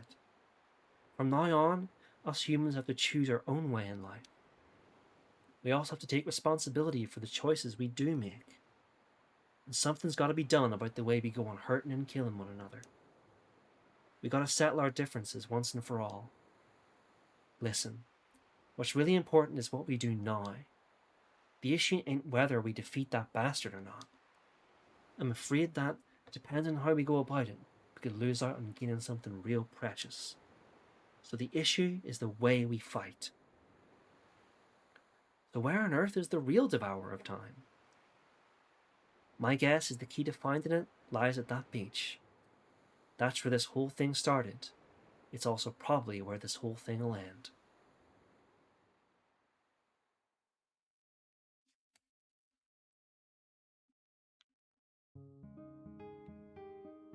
So we can't get back into Terra Tower. Instead, it's replaced by this transformed form.